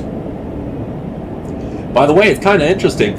Watching the Eclipse pass by over here, I'm seeing that it's like almost completely past now. I'm looking outside, and outside it's a lot brighter suddenly as well. Right, so the beep tone you just heard was the alert that we're approaching our top of descent. We're 1 minute from our top of descent. We do already have ATC clearance for the descent that we received via CPDLC. So we're basically ready to start descending any moment. Fraction 141 Romeo, climb to flight level 350. And Northeast Victor Hotel, is the Bluebird 757 still predicted to come out in Q3? Yeah, it is.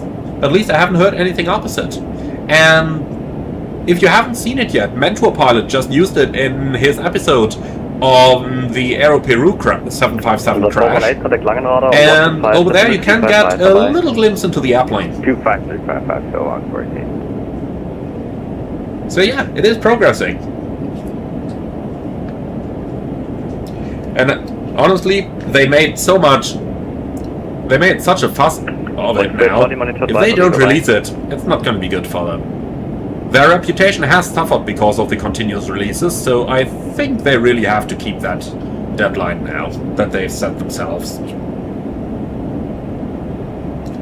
And X-Hapu, what do I think about using an eye tracker for the simulator? Could it be helpful for tutorials, for example? Not really, because using an eye tracker, your point of view is going to become, let's say, rather variable. I'm just gonna call it that way. You know, it's going to move a lot, and generally speaking, especially for tutorials, I want to be able to focus the view on something. If I want to talk about the comm panel, I want to do this. And I don't want to have to hold my hat in some strange position all the time to be able to do this. So I think hat trackers excel the most when you do VFR, especially VFR traffic patterns. 127-125, fraction 141 Romeo. Have a great and that's where I think an eye tracker is working really well.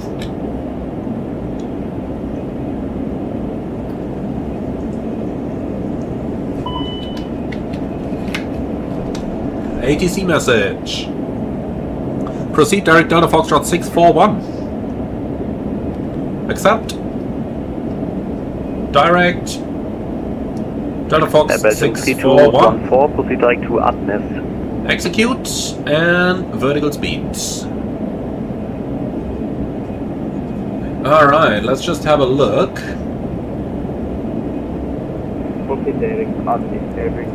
641 is more or less a beam the final approach fixes. If you make this 7,000, we should be good to go. Ready, descent 110 to be leveled at Charlie Hotel Alpha. So, crossing at or below 7,000. Done. Execute. Let's see what the VNAV profile is doing now. And while we're at it, let's get the FMS back on there. Okay, we are showing slightly below the profile. So then, let's do VS1000, VNAV armed, and down we go.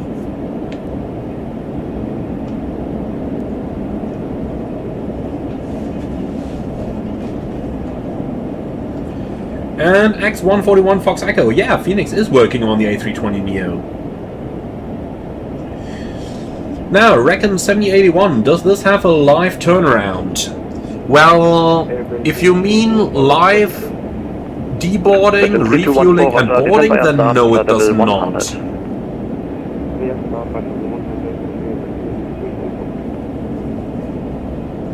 And Tom0172, what system level would you say is the A320 compared to other add-ons? Victor, CPTLC is terminated, descent to flight level 100, you may expect straight in.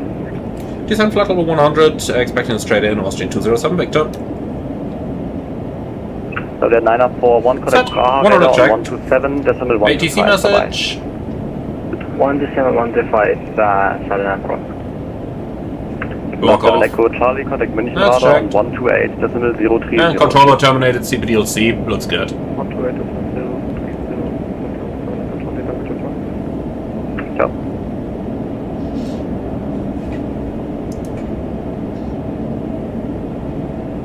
So, expecting straight in, sounds good. Radar, good evening. So the 70 Delta Fox 641 that we've just set sounds pretty good, so probably going to be pretty good. Lucas, do I have any idea of a release date and price of the Unibuild A380? No, unfortunately not. I mean, we could just speculate, but what's the point in speculation? You can do that as good as me. As for the price, I would expect it to be similar to the A350. Report is unable to reach latest Love.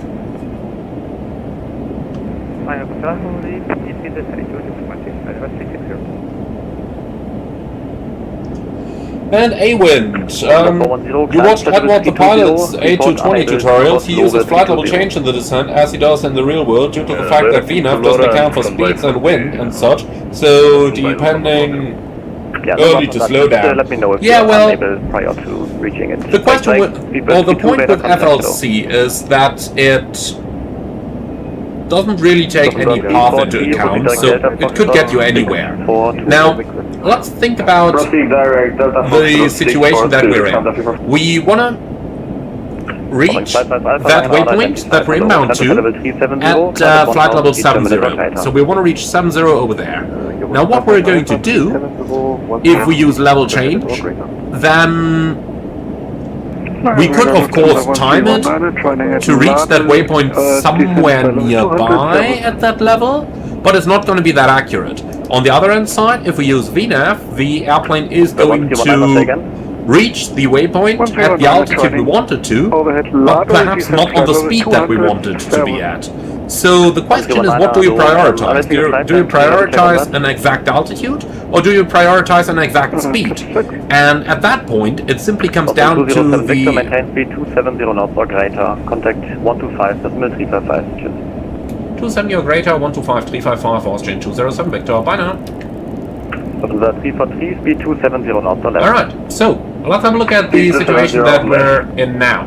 So now, we're calling a new controller, and now we have a speed restriction. So right now, we have a speed restriction or greater, so we can fly either 270 or more. In other words, using VNAV, if the plane flies faster, no problem at all.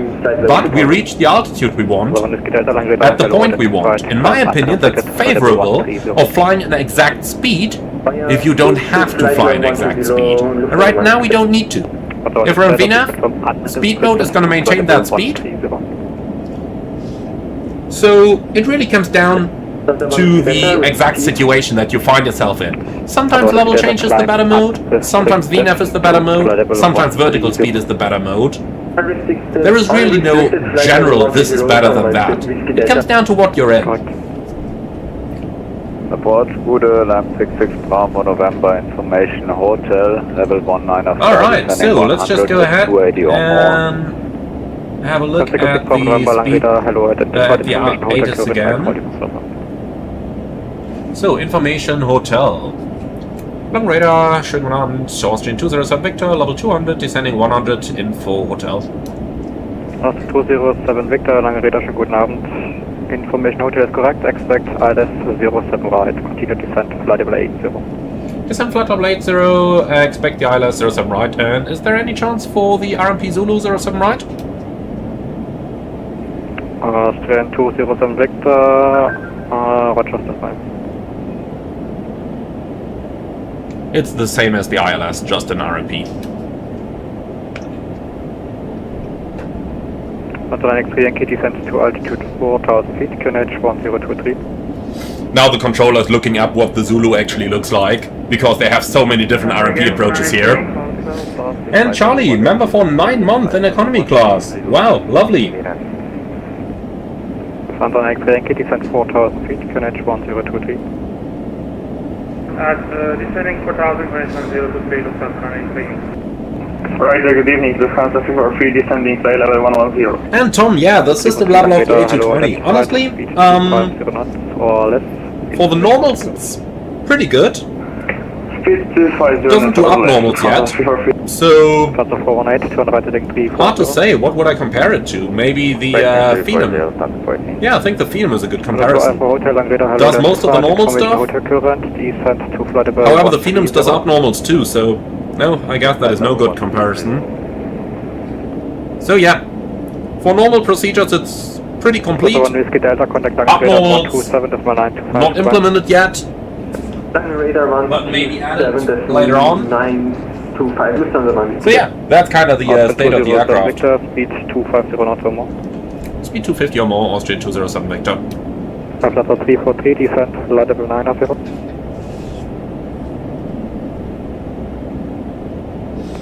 Descent 900,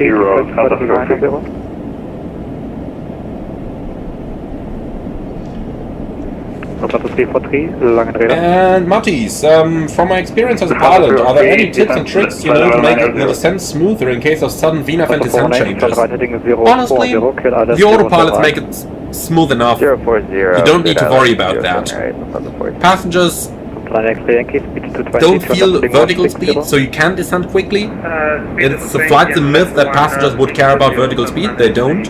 The only thing they care about is the deck angle of the airplane, so basically your pitch. So if you pitch 10 degrees down, that's not going to be nice. But that's pretty much it. And apart from that, honestly, autopilots, in the real world at least, are smooth enough that you don't need to worry about stuff like that. Right heading 075. I reckon 7081. I heard that Anybuild released a 707. Is that true? And did you make a video of that? Yeah, they developed it together with Working Title. It's available on Marketplace, but I didn't cover it yet because I didn't have the time to learn it yet. Romeo Foxtrot Langradar, hello, identified information India is correct, expect ILS 07 right. Charlie, that's interesting, it's set 9 months for the past 3 months. Okay, yeah, YouTube logic. 207 Victor, expect RMP Zulu, approach runway 07 right, descent flight level 70. Expect RMP Zulu 07 right, descent level 70, Austrian 207 Victor. Set, expect correction cleared, ILS 07 right. That's 0900, ILS 07 right, Lufthansa 9 So the last bits of the eclipse are clearing. See it over here. Sun is almost completely visible again. And honestly guys, this was quite amazing. We pretty much saw the entire thing, huh? Turning left heading 275, last figure 6 Bravo November. Plaza 8 Juliet, descent to flight level 70. Descent to flight level 70, downside Juliet. Lufthansa 418, contact tower, 118, dismiss 780, bye-bye. 1878, 14. Austrian 207 Victor, fly heading 285. Heading 285, Austrian 207 Victor. Lufthansa 343, descend flight level 70. Okay, heading 285, and see, now is a good moment to go for level change. Descent 070. And we can reduce towards 250 as well, so that's all good. Then let's clean up the FMS. Approach runway 07 right, speed 250 knots. Reducing speed 250, expecting the RNP X-ray 07. So, direct Delta Fox 670, and the final approach course will be 066. Lufthansa 6 Bravo number, you can expect the RNP approach execute. via Ulnok. Here we go. Active. Looks good. Hotel Juliet, turn right, heading 100. Right, heading 100, Lufthansa Juliet. Austrian 207 Victor, descent to altitude 4,000 feet, QNH 1023. Descent 4,000, QNH 1023, Austrian 207 Victor. Set, 4,000 checked, set QNH. Track miles to touchdown. Roger. Lufthansa X-ray Yankee, speed 180. Okay, QNH 1023, cross check, passing 11,100. Now. Speed 180 to 6 knots final and... Okay, so here's a little tip to make your descent smoother. When you want to use the speed brakes right now, you can either just pull them, like this, but you'll notice that the plane will... now it starts decelerating at the same time. Nope, don't do that, maintain 250. That's still ATC assigned. Yeah, you'll notice that it starts decelerating, then dives down to catch the speed again. That's not so smooth. Like, you could just go vertical speed, reduce that speed here, and do something like that to make it a bit smoother. That's, you know, a little easier. Alright, so we're through level 100. 70, descent, light level 70. Down to level 70, turning left, heading 270. Descent and approach checklist. FMS, set, minimums. Set, auto brake, medium, ICAS checked, approach briefing completed, descent and approach checklist complete. Jose Juliet, reduce speed 220 knots and turn right heading 220. Speed 220 knots so, and heading right 220. Coming to an end. Austrian 207 Victor, speed 220 knots or more, turn right heading 340. Say again? Austrian 207 Victor, speed 220 knots or more, turn right heading 340. 220 or more, right 340, Austrian 207 Victor. Alright, so heading 340, speed 220 or more, so let's just go down to FMS. And then final approach is going to be 136. Expect ILS 07. Oh, we can't set that yet, that's fine. Right, heading 050. Information India current. Okay, so about 6 track miles to the final approach phase. We're approaching the VNAV path. Speed is coming under control. Looks good. Left heading 160 from Lufthansa Juliet. So that's probably the Lufthansa Juliet up there. Austrian 207 Victor, speed 180 knots or more until 6 miles final. Turn right, heading 040, cleared all section cleared AMD Zulu approach, runway 07 right. 180 or greater until 6 miles, right 040, cleared RMP Zulu 07 right, Austrian 207 Victor. 1343, descent altitude 4000 okay, feet, QNH 1023. Speed check, flaps 1. Descent 4000, QNH 1023, Lufthansa 60. Leipzig R6 Bravo November, approach is on. Ulnok, maintain speed 230 knots. Turning right to Ulnok, reducing speed 230 knots, Leipzig R6 Bravo November. So let's see how accurate the FMS capture is going to be now. Lufthansa Juliet, turn left heading 100, cleared ILS Yankee 07 left, I call you for contact. And 180 knots. FD mode changes checked, glide path captured. Goran altitude set. And here we go, established on the on-off approach. 343, reduce speed 220 knots, turn and, right heading 320. gotta say, that's what I call accurate. 220 knots, right heading 320. That's what I call really accurate.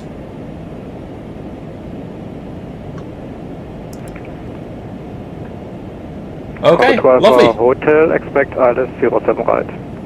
And the runway heading is set. ILS 07 right, Pendular to Alpha. Contact 207 Victor, contact tower 118.780, channel left, ciao. 1878, Austrian 207 Victor, cheers. So, the sun is going below the horizon, so that's it for the Eclipse 2026. Belgium 3214, Langleiter, hello identified, expect ILS Yankee 07 left. Transfer Juliet, speed 180 knots or more until... Tower good, Juliet 16 Mike on November. Juliet 16 Mike, tower, hello, ready for immediate?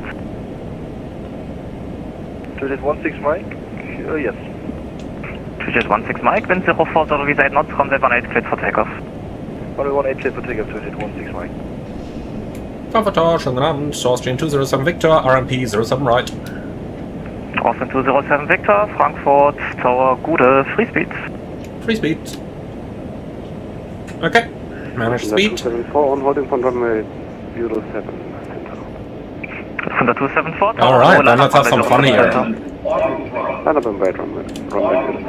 All manual.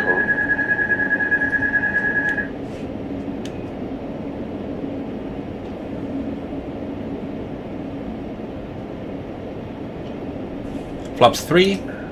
Speed check, flaps 3. And gear down. Frankfurt Tower, good evening, Lufthansa. Flaps 4. Juliet on Speed check, flaps 4. established. ILS Yankee 07 approach. Left. First, Lufthansa 129, identified, contact Langen 120, decimal 155. 120.155, thank you very much. Lufthansa 8 Juliet, tower, good evening, long rollout approved, wind 08, service 8, correction, wind 04, service 8. So, manual speed 136. Clear to land 07 left, Lufthansa 8 Juliet. Lufthansa 9 X-ray Yankee, taxi right, Mike, Default landing checklist. Tango 4. So, altimeters, QNH 1023, set cross check, flaps 4 indicating, cabin ready, V4 landing checklist complete. Lufthansa 274, wind 04, so visa 8 knots, runway 07 center, cleared for takeoff. Clear for takeoff, runway 07 center, Lufthansa 274. Austrian 207 Victor, long rollout Mike 9 approved, wind 04, so visa 8 knots, runway 07 right, clear to land. Mike 9 approved, 07 right, clear to land, Austrian 207 Victor. Mike 9 is the third high-speed exit on the left. Don't ask me how I know.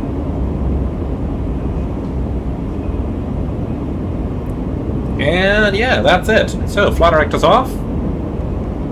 Tower, good evening, Lufthansa 303, established on ILS runway 07 right. Lufthansa 343, hello. And we are clear to land, so that taxi light is coming on.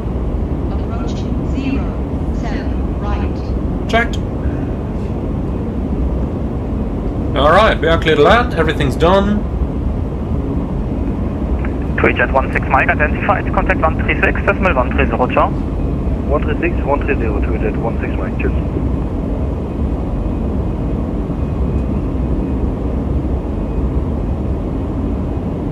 Lovely lighting conditions.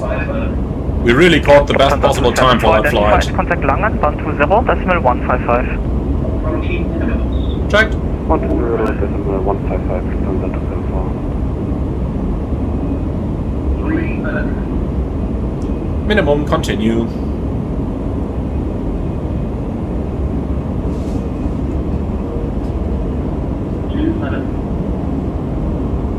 From the overall of kilometer 8 Mike, ready at Lima 18. Kilometer 8 Mike, correction 8 Mike, tower, Bude, line up runway 18, taxi down to intersection Mike. Line up runway 18, taxi to Mike, kilometer 8 Mike. 10.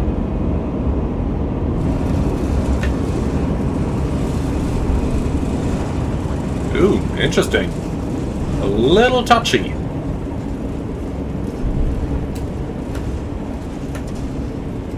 And my reversers aren't reacting.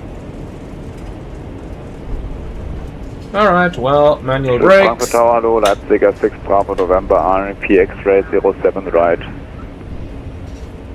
Leipziger 6 Bravo, November Tower. So here's Mike 13, we are still cleared one further.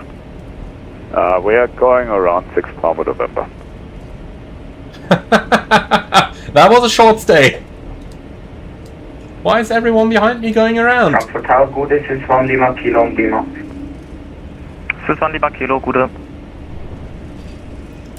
Alright, so next exit to the left. By the way, did you guys remember from the changelog that they apparently would have fixed so many of the line drawing issues? There's still a full circle over here.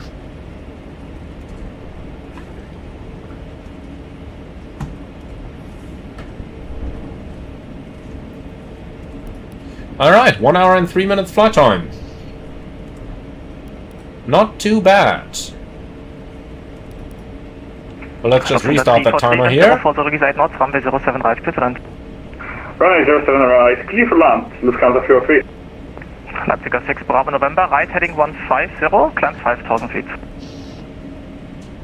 Turning right, heading 150, Leipziger 6 Bravo November. Dolomiti 8 Mike, expect delay of 1 minute. Austrian 207 Victor, taxi Mike 8, full short of 7 center. Sorry, 343 Foxtrot Heavy, holding short of November, ready to taxi into runway. Mike 8, hold short 07 center, Austrian 207 Victor. Euro 343 Foxtrot Tower, I call you back. Break, Lufthansa 9 X-Ray Yankee, cross Tango 4, contact 121.855. Okay. And 121.855 for now, 98 X-Ray Yankee. Danke. So Mike 8 is not this one. 125.355. It's gotta be the next one. 125.355, 6 Bravo November. Tower low, Lufthansa 251. 251, Gute. Austrian 207 Victor, cross 7 center, taxi via Lima, hold short of November 4. Cross 7 center via Lima, short November 4, Austrian 207 Victor. Okay, so we go left over here, cross the runway, and the crossing is approved, so strobes are coming on. Hey Juliet, hello, taxi left Papa, hold short of November 11. European Cargo 343 Foxtrot Heavy, any... Stand by, Lufthansa 8 Juliet, left on Papa, hold short of November 11. Yeah, seems pretty busy over here. That's Frankfurt for you guys. Dolomiti 8 Mike, wind 04, so Okay, clear cross. Clear takeoff 18, Dolomiti 8 Mike. And then left on Lima to hold short November 4, which is... contact 121.855. 121.855 for Austrian 207 Victor, ciao. Ciao, Sys 1 Lima Kilo, line up runway 18. Line up runway 18, Sys 1 Lima Kilo. Euro 343 Foxtrot, taxi now left on November 1. Lima. November 8, full short of Lima, Lufthansa 229. Lufthansa 4 Mike Whiskey, Austrian, correct. Lufthansa 4 Mike Whiskey, FM, read back correct. Thank you. Apron, schönen guten Abend, Austrian 207 Victor on Lima, short November 4. Question for India, request 5 actions to Postnik. 3 sessions at once, first Austrian 207 Victor, Frankfurt 800 over taxi via November 7, hold short of November. November 7, short November, Austrian 207 Victor. Skyway Alright, so we continue straight ahead until November 7 comes up on the right hand side. And yeah, Charlie, we are going to fly back to Vienna. We absolutely are. Apologies, that was the starboard push down, Juliet 15, Skyway 238. Skyway 238. So guys, let's get you a chart as well. Area 7, system north 238. And Rocky Mountains 1170, cleared. And I'm just gonna make that one large. The 8 Sarah departure. Flight plan because I just realized that you guys can't see, like, anything on the charts. And I just remembered, yeah, I know those text marks by heart, but should probably get you guys into the build. So, here we go. What is your company called, sir? It's Mainline. Roger. Mainline? Never heard that. Gotta be some virtual airline. Lufthansa 9 X Yankee Frankfurt 8, good day, taxi to... Okay, do we have an after-landing checklist here? Yes, we do. 118 via Lima. And that after-landing checklist is complete. Austrian 207 Victor, taxi to gate Alpha 22 via November 7. Alpha 22 via November 7, Austrian 207 Victor. Lufthansa 229 taxi right via Lima, hold short of Lima 20. So, GSX Alpha 22. Lima 20, Lufthansa 229. No follow me needed. Contact Tower 118 is 178 Stuttgart. 1878 outside 172. Lufthansa 4, Juliet Victor, hello, clear to Stuttgart. Okay, approaching November 7. Departure, flight plan route, climb by at 4000, squawk 0412. He cleared us via the center line, not via any of the colored. Departure, climbing 4000. So let's continue over here. And by the way, just while we're at it, frame rate here in Frankfurt is actually quite okay. Just some minor micro stutters, but those do happen in many aircraft, especially in VATSIM, so... Request taxi. Lufthansa Juliet Frankfurt Apron, good day. Taxi via November 11, November, hold short of November 8. And Flying Dutch, hey, nice, very nice to read from you in the comments there. Thank you very much for your assessment preparation video. You passed your assessment and landed the job. Love to hear it, man. Thank you very much. That thing alone makes the entire channel worth it, really. Just hearing that I helped one guy land the pilot job, fantastic. Really love to hear it. Congratulations, man. Got you right on November, you said November 14, did I hear that correct? Lufthansa Cargo 557 via November. Okay, so it's going to be a right-hand turn over here, and then we're going to go into gate Alpha 22. By the way, strobes off, please. Lufthansa 4 Victor, request start and pushback. Lufthansa 4 Juliet Victor, after the passing A220 behind, pushback and started. Okay, starting APU. Facing west. Lufthansa 4 Victor, after passing the A220. So it's still 29 degrees outside, so we are going to keep the APU on for the entire thing. Macaronobi, I hope I pronounced that right. I'm using Aerosoft Frankfurt. Condor Lima Romeo Frankfurt Apron, hello, pushback and started, approved, straight back, not turn. Straight back, not turn. Alright, here's Alpha 26. Then 22 is going to be one of the next gates here. Here's Alpha 24. Lights off, please. And here we go. Here's Alpha 22.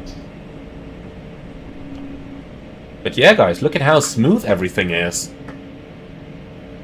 This is really a good update. Like if you look at this, obviously we had to get that one stutter there. But look at this. I mean, we're in Frankfurt on VATSIM in the evening, and the frame rate is quite good. Alright, so BCS3 is on the guidance system. So APU is on. One thing that I don't like that much yet is that the plane just always takes the nose down when you use your brakes here. It makes it pretty hard to brake smoothly.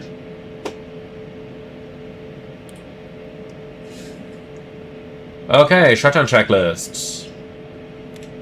So, APU and our external power, APU is on.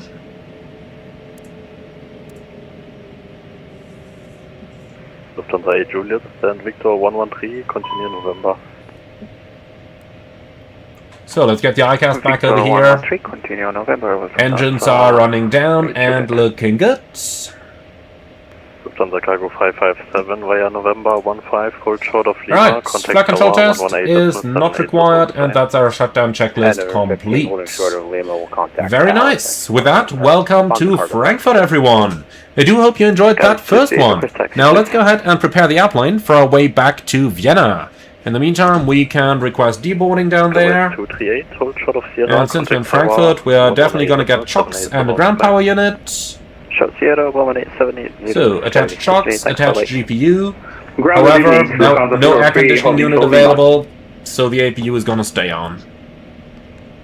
And then let's deselect the frequency so that we got a little bit of silence over here. Alright. So, flight deck door can be opened. And with that, welcome to Frankfurt. That's our first sector done. And yeah, our parking looks quite okay. I would say I'm rather happy with this.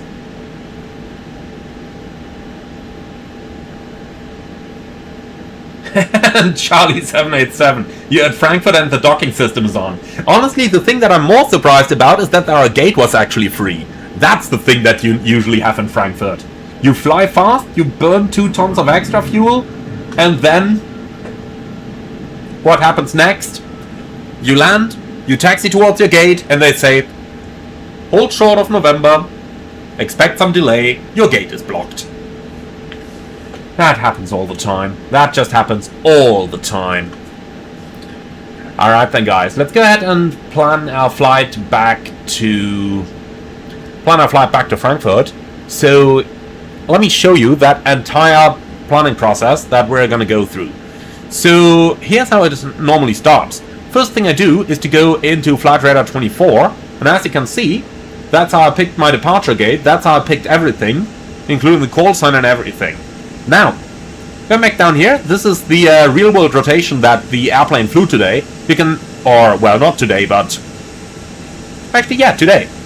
So, it's been in Frankfurt twice. The first one was Austrian 207, which is the one that we flew. Now, let's go ahead and fly the second one back, which is going to be Austrian 28 Kilo. And this is what it looks like. So, let's go ahead and get going with that. So, let's get a sim brief. And this is going to be Austrian 208 from Frankfurt to Vienna on the BCS-3 with the INI-built model. Call sign Austrian 28 Kilo. And then our tail number is Yankee Lima Charlie Sierra Mike. Alright, so like this. Now for the alternate we're gonna go with Bratislava. I actually tell you what, Bratislava has an event right now. Let's go with Linz. I think Linz is the better option there. Alright, so we got all of that. Passengers will be 120 and the zero fuel weight 47,230. Let's see what that's gonna give us. Departure runway 18, yep, definitely for a Cindy departure. And then arrival runway 34 is active in Vienna, so let's go ahead and select that. And finally, since we do not have the approach transition in here, let's go into the fuel planning and add an arrival fuel for 10 minutes down here. Alright, finally let's get the block time. The real one departed at 10:50, arrived at, or was scheduled to depart at 10:50, it did depart a little later, and scheduled to arrive at 12:15, so that's an hour and 25 minutes, so let's go ahead and punch that into the scheduled block time, like this. And yeah, I think this is all looking good. So let's do calculate and compare. So 1 hour and 6 for flight level 370. Then let's just have a look at that second flight. Calculate and compare. 7 seconds, not worth even talking about. That one, however, it's a little different route there, saving 30 seconds. Okay, and all of those were using more fuel, so the first route is the most efficient one. Let's go ahead and select that. Alright, so this is for flight level 370 for a little while there. So what I'm going to do there now is to go into the flight plan, copy. Let's go ahead and see if that one is actually... Unfortunately, you're not going to see the free text editor as it opens in a new tab. But the flight plan shows valid for 310 for the entire route. What happens if I type 37? Nope, it's 310 only. So, yeah, then the entire thing is going to be flight level 310.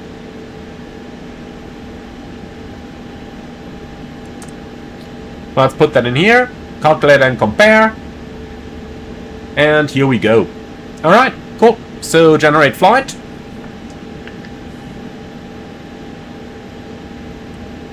And that way we are getting a flight plan.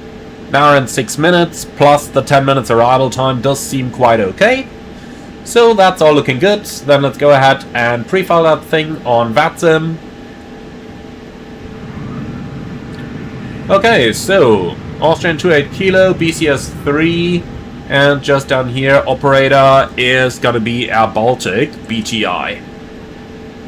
Alright, file flight plan. And that thing is filed. Very good, so that's basically the entire pre-flight flow. Cool. So that is done. Then let's log in a VATSIM as Austrian 28 Kilo. And that's basically everything completed that we had to do off screen here.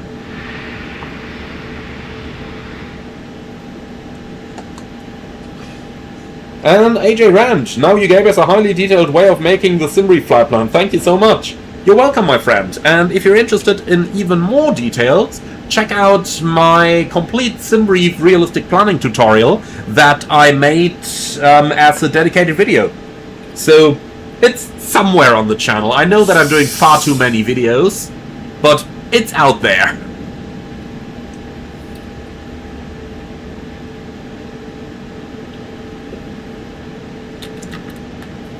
Alright. So, deboarding and unloading is still in progress. So, now it's up to you guys. Are we going to fly back from the captain's seat or from the first officer's seat? You tell me. And A-Wind, it's kind of a shame that there is no way to grab the exact flight plan used outside of the US. FlightAware in the USA allows you to copy the exact plan used by the flight. That's true, but in Europe you have the Eurocontrol recommended routings. So you can go with the route recommended by the real-world air traffic control unit. Like, how cool is that? And then obviously looking into the...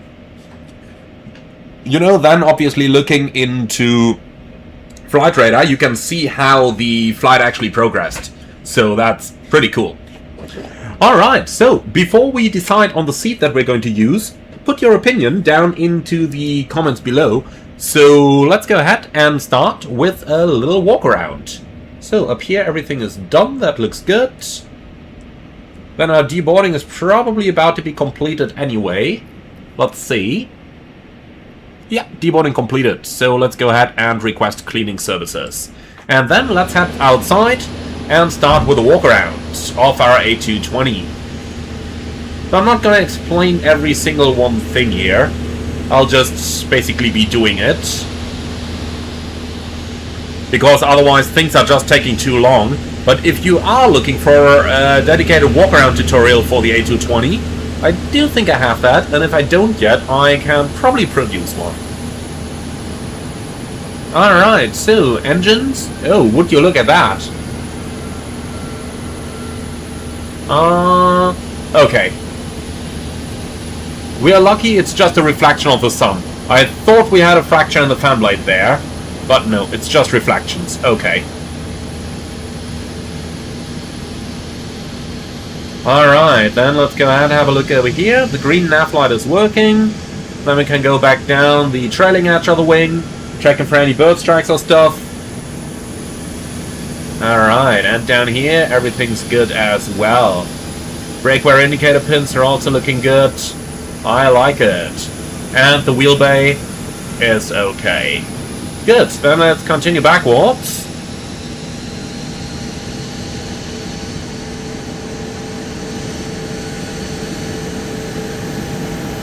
So, nav lights are working, no sign of any bird strike or anything, all the static wick dischargers are in place.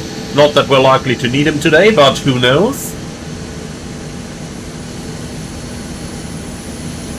Alright, and down here everything is good again. Okay, cool, so let's check the trailing edge.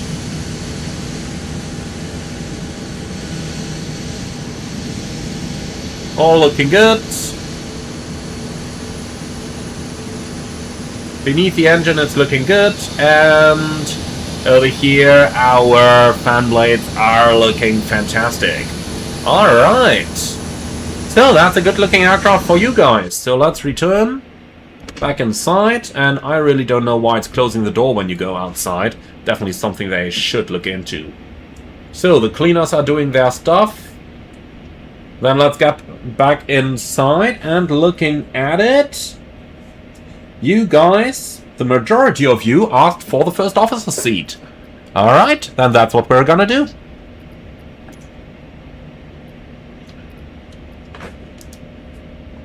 So, here we are.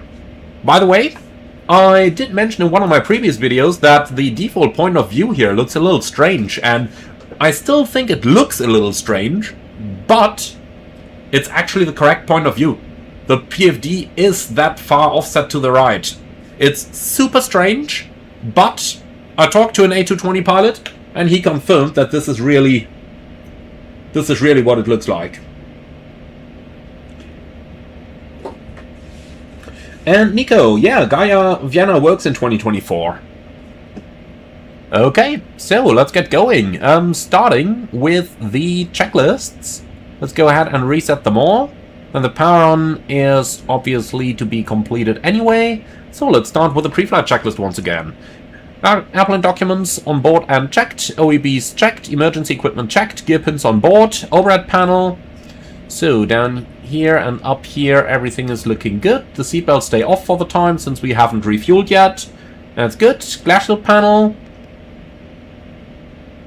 is checked. Displays are checked. Ice detector test is only first flight of the day. Circuit breakers as well. ICAS and info are checked. Altimeters QNH 1023 is set and cross-checked. Center panel is checked. Pedestal.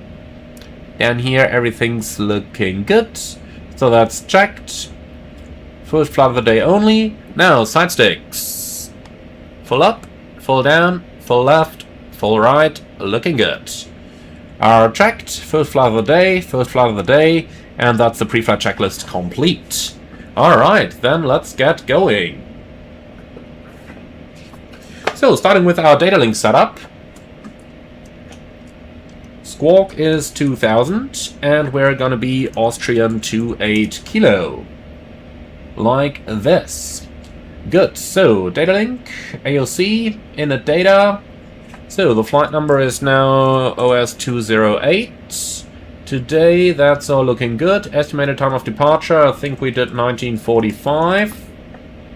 Airline hour and call sign hour 28 kilo. Alright, like that. So, connected, ATS, ATIS, request, departure ATIS, Frankfurt, sent. Alright, so Frankfurt, ATIS Juliet, runway 18, expect a possible intersection departure from Mike, and if unable, advise. So, ACDM in progress, set your TOBT, we'll have to do that later, and the rest over here is looking good with the QNH of 1023. So, that's all looking fantastic. So, let's go ahead and start our setup.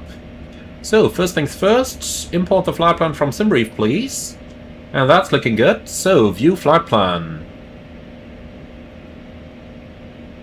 Weather, Vienna, is just as good as we expected it to be, and our alternate in Linz is looking fantastic as well.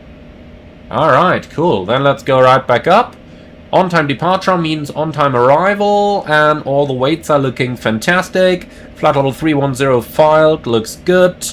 Alright, so for the fuel, 4,600. Or is it? Yeah, 4,600. That includes the APU on the turnaround. And the possible intersection. Alright, cool. So, load aircraft. That's looking good. And then we can go ahead and request boarding down here in GSX as well. Good. So with that, we're basically done with everything. So let's go ahead and go for our charts. Frankfurt, search, even though we don't even need those charts for the takeoff calculation, but nonetheless. APC and AGC east and west, like that. Alright. So let's go for the takeoff performance. Frankfurt, runway 18. And the takeoff run available from Mike is 3454. Like that. And for the weather, 030 at 9, 29 degrees and 1023.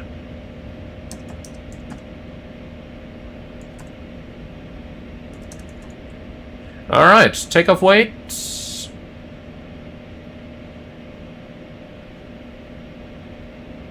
200 more than the plan, so that's 51.8. Okay, calculate. Looks good, we can depart, easy. Very good. So then let's go ahead and start with the setup here. So flight plan, uplink, send. And secondary looks good. Activate. So OS 208, ETD 1940. By the way, guys, I will go back to answering your comments in a few moments. I just really want to get the airplane out here so that we arrive in Vienna with ATC still online. That's the reason why I'm kind of rushing through this. Yeah, let's just reload that one. So, Vienna has us on runway 34, ILS 34, and then we have the Mazur 3 Whiskey, and I think that's Nadu 5 November, isn't it? Okay, done. Alternate is Lovell, and the cruise out to get there is 160. Okay, cool. Execute. Then let's go ahead and uplink those winds. Let's go for the fuel. Zero fuel weight is 47,230. Block fuel 4,600. Taxi fuel 122. Like that. Now, performance. Take off 2. Climb thrust. Climb 2. APR armed. Flaps 2. Engine bleed on. And noise abatement procedure number 2. Like this. Alright, and that gives us takeoff speeds of 22, 27, 33.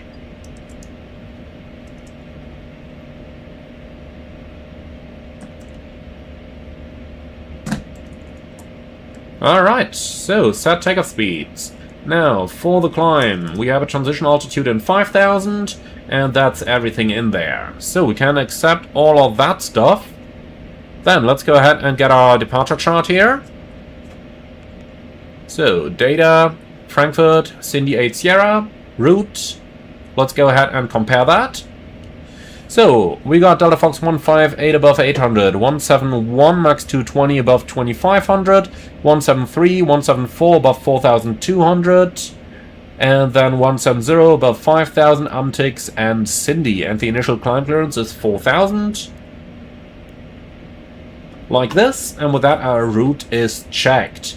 For our engine outs, we got Frankfurt, and we go straight ahead to 25 miles to pick up a holding over there. Alright, so that is... whoa. That's the default flashlight. They haven't disabled that. They absolutely need to. Okay, cool. Then let's go ahead and insert the entire arrival. That's all looking good. So, via 2, let's cross-check our flight plan. We're leaving Frankfurt on the Cindy departure, Zulu 74 Harem, direct asleep, direct Takut, Lima 703, Besni, Lima 705 Mike, Alutu, Bibak, Quebec 103 Akima, Mazur arrival, 431 miles versus 384 miles. That is looking okay. Alright. So, we got that stuff. So that's it. Now, what do I have to read there in the comments? From AN1SE, does the real keyboard in the A220 really have a Windows key on the keyboard down here? Yes, it does. That's because you can use that keyboard to operate the EFB that's supposed to be down here. And since you can use a Windows EFB, that's the reason why you have this. Alright, then let's press Toga. nav, VNav, and finally let's go up here and deselect that minimum. Thank you, and with that we are done. Okay, good. So we got all that stuff. Information Juliet is on board. Let's go ahead and get our IFR clearance. So, departure clearance, facility Frankfurt, ATIS Juliet. We're at Alpha 22, and the rest down here is basically looking good. Estimated off-block time 19... let's call it 35. Alright, sent. So the clearance request is on the way, and while we're waiting for that, let's go ahead and start the departure briefing. So we are going to depart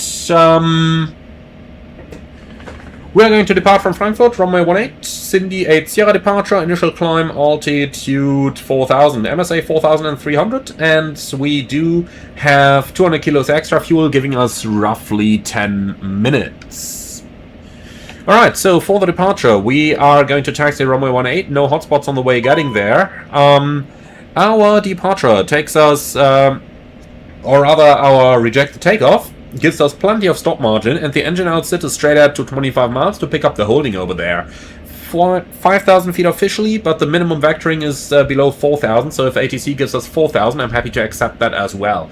Apart from that, we've got nothing special, nothing non-standard, a couple of altitude restrictions to watch out on the departure, but we'll be using the VSD for that, and apart from that, I have nothing over here, no threats. Anything from your side?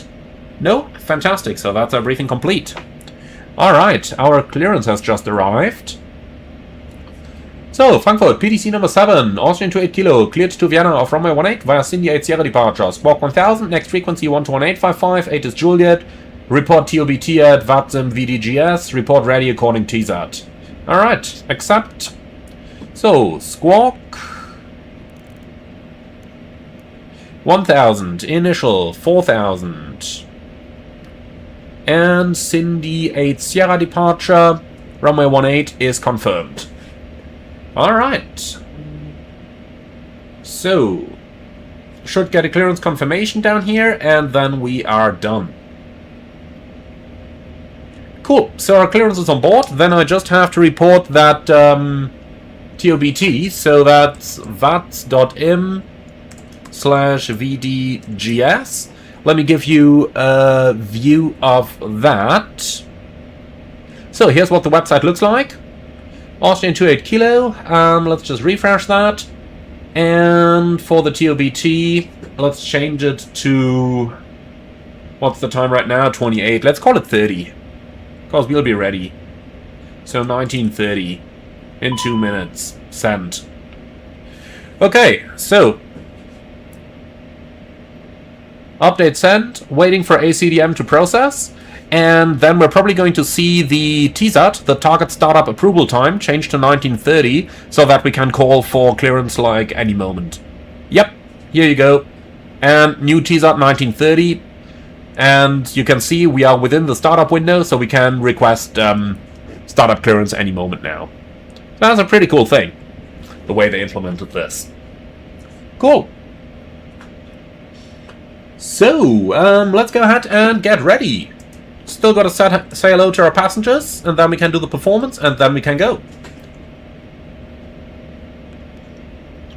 Liebe Gäste, einen schönen guten Abend aus dem Cockpit. Hier spricht Ihr Kapitän. Mein Name ist Emanuel. Im Namen der Austrian darf ich Sie ganz herzlich an Bord unseres Fluges 208 nach Wien begrüßen. Flugzeit heute circa 1 Stunde und 10 Minuten. Erwarten einen ruhigen Flug in 31.000 Fuß. Das sind circa 9.300 Metern. Wir erwarten dann eine pünktliche Ankunft und sobald jetzt der letzte Papierkram erledigt ist, machen wir uns dann auf den Weg. Wünschen Ihnen jetzt einen angenehmen Aufenthalt bei uns an Bord und wir melden uns im Anflug mit dem neuesten Wetter bei Ihnen. Ladies and gentlemen, very good evening from the flight deck. This is your captain speaking. My name is Emanuel, and in the name of Austrian, I would like to welcome you all on board of our Airbus A220 on our flight to Vienna. The flight time today is going to be 1 hour and 10 minutes, and we are just finishing the last paperwork. Then we will start our engines, and we're looking at a flight time of 1 hour and 10 with an on-time arrival. Thank you very much for being our guests. Sit back, relax, and enjoy the flight with us, and we get back to you with the latest weather when we start the approach to Vienna. Alright, so that's done, and clearance is confirmed. Thank you. Alright, so let's do our performance. Load sheet gives us a zero fuel weight of 47,385.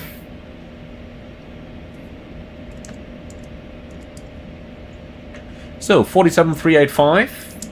The center of gravity for that is 28.0, and we have 120 passengers. So, 28 and 120 passengers. Alright, so that's a takeoff weight of 51,877, and that's 100 more than what we've calculated.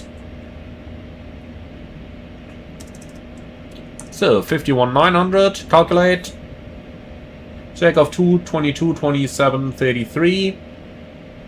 And we have takeoff 222 to 2733. Alright. So that's all looking good. Then you can have the FMS down there. And with that we're basically done. So let's call GSX to prepare the position for pushback and departure. And then they're finishing up their stuff. We are finishing up our stuff. 133. Here we go. And no, those speeds are absolutely not invalid. Thank you. Alright. So, before start checklist. Aircraft acceptance complete. Load sheet acceptance complete. Takeoff briefing complete. APU and or external power. So, the APU is on. Let's disconnect the external. And the parking brake is set as well. Alright, so that stuff is removed. Okay, seatbelts. Let's just see. Refueling is completed now. Are on, and then we're holding at the beacon. Alright, fantastic. So let's go ahead and get that clearance.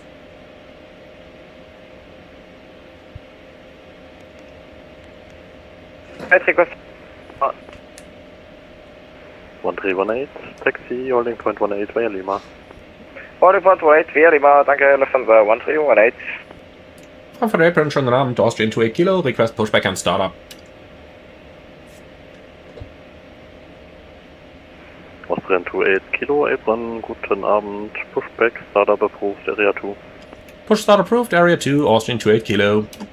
Alright, parking brake set, before start checklist complete. Kilo, Squawk 2124. Squawk 2124, Austrian 28 Kilo.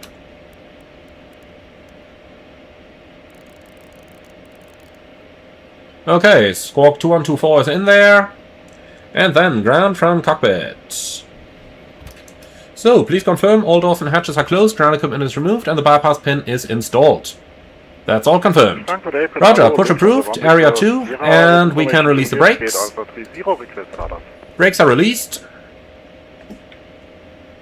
Oh, for fuck's sake. Lufthansa 1 Victor, Sierra. Is it tail striking us? Confirm for pushback also. Give me Yes. 2 more minutes and we are able for pushback. So does anyone know if the 1 Victor, Sierra. Synaptic simulates tail strikes? Report ready for pushback. Startup is improved. Engine 1 start. Lufthansa 1 Victor Sierra 6. Just no further comment on this, huh? 32 down for requesting push, start gate altitude 3 QH 1323. 32 Delta, pushback, startup approved, area 2. Stop through Derek. And Charlie 787, in regards to the German PA. Actually, there are quite a couple of Germans flying at Air Baltic. Air Baltic is an airline that does not have a lot of local pilots, like some of course, but, you know.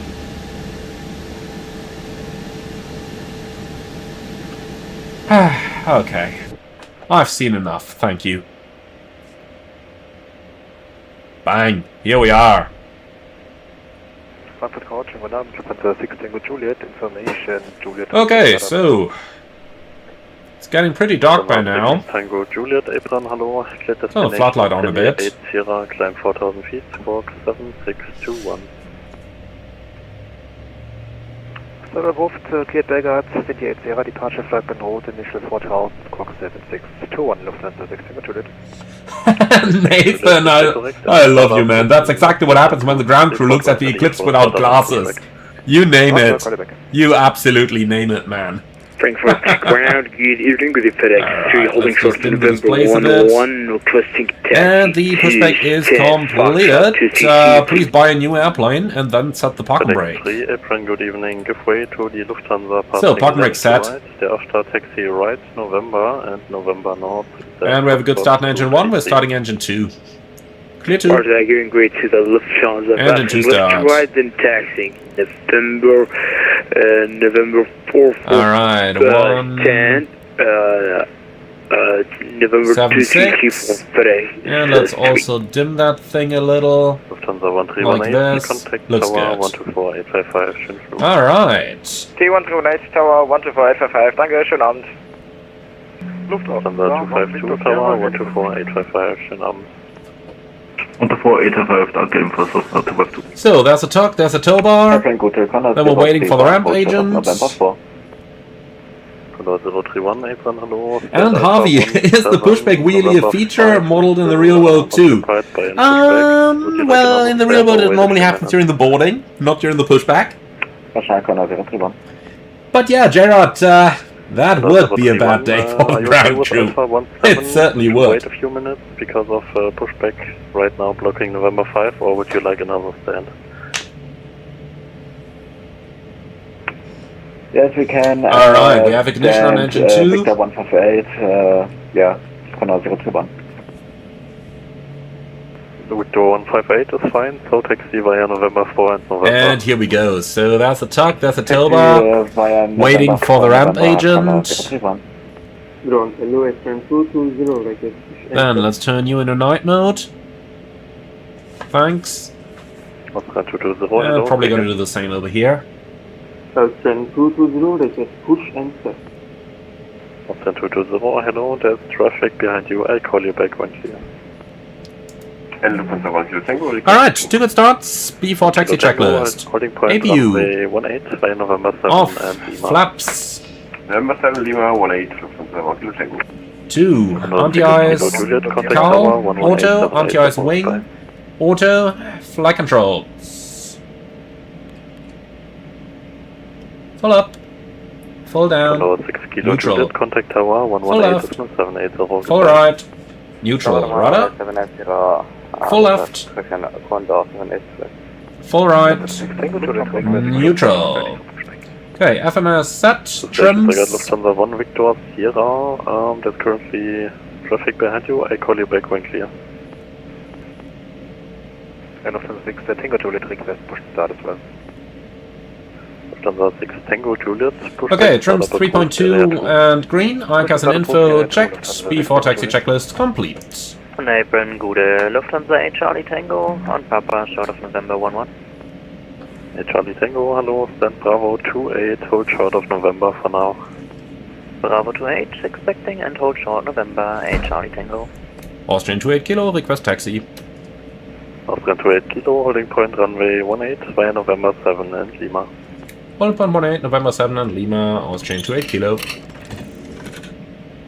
Altitude 732 Delta, request taxi. Austrian 220, request set. Alright, brakes are off. Lufthansa 732 Delta, let's go. taxi via November 5, Lima, hold short of Lima 20. Roger, November 5 Lima, Lima 20, Lufthansa 732 Delta. And the other station calling in, second. Austrian 220, request push and set. Austrian 220, yeah, I call you when clear. Austrian 220, Lufthansa 1 Victor Sierra, when clear of the traffic taxiing behind you, pushback and startup approved, area 2. When clear of the Austrian, pushback approved, area 2, Lufthansa 1 Victor Sierra. Okay, so we stay on November 7. And Austrian 220, when clear of the traffic behind you, pushback and startup approved, area 6. Push and startup approved and traffic behind me, clear Austrian 220. April, guten Abend, Kunde vor zu Mike und Lima und November 4. Number 4, Hotel Mike, guten Abend, stand Bravo 10, taxi Lima and November 5. Bravo 10 via Lima and November 5, danke. So we're going to follow November 7, which is a slight left turn and then back to the right on Lima and then all the way to runway 18. Ooh. Lufthansa 1 Kilo Tango, contact tower. Hello there. That would have been a crash. 855, goodbye. 12485, 1 Kilo Tango, danke für den Service, tschüss. Austrian 28 Kilo, is it just my sim or is there a Condor A321 right in front of us? Austrian 28 Kilo, sorry, my bad, my mistake. Continue taxi now behind the traffic. Continue now, and can we swing over November 8, Lima? Of course, November 8 and Lima. Danke, November 8 Lima, Austrian 28 Kilo. Good thing that we looked. And Austrian 28 Kilo at November 8 and at Lima, give way to Lufthansa Airbus 350 passing left to right. Thank you. At November 8, give way to the Lufthansa 350 from the left, Austrian 28 Kilo. Good thing we are looking out. See, guys? Next time that something like that happens with AI, don't blame it on AI. They're just doing what VATSIM is doing. Alright, that's the 350 coming. Too bad. We could have beat it to them. Could have beaten it to them. Lufthansa 8 Charlie Tango, thanks for waiting. Continue left November, stand Bravo to 8. But okay, that's part of flying in VATSIM. Gerne, left November, Bravo to 8. Here we go. Lufthansa 8 Charlie Tango, schon Feierabend, ciao. Vielen Dank, ebenso.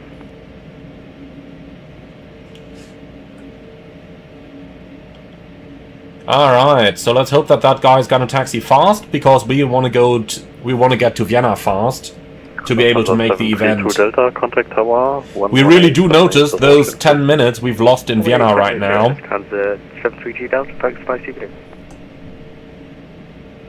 And those are missing to make it back there with ATC online. Airplane Condor 031 is now in box. Dankeschön und für den Support. And TWC Dan just checked. A350 is going to Shanghai. Wow, he's got some duty ahead of him. Easily 11.5 hours, 12 hours. Repair, second album, to Lufthansa 9 Kilo X-ray with information you're looking for to Coast to Hamburg as well.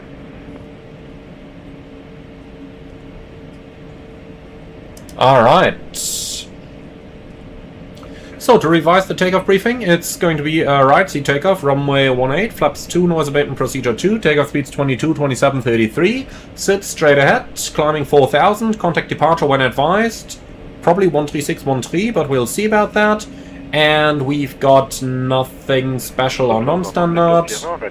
And that's pretty much it. Engine out straight at 25, climbing 5000, and 07 right for any returns. For that, I think any questions? Stations confirm Lufthansa 1 Victor nope. Sierra for taxi. Okay.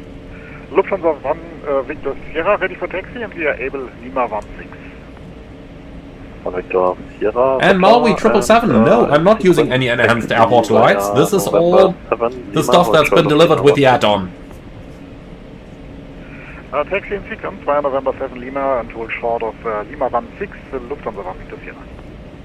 At Austrian 220, are you ready to taxi in the next few minutes? Xapo 340, where can you see the noise abatement procedure of airports?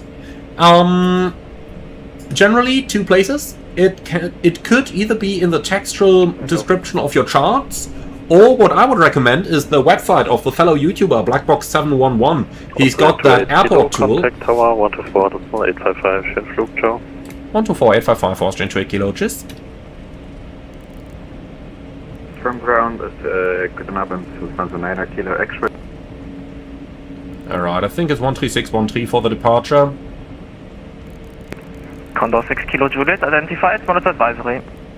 Advisory 6 Juliet, ciao. And here we go.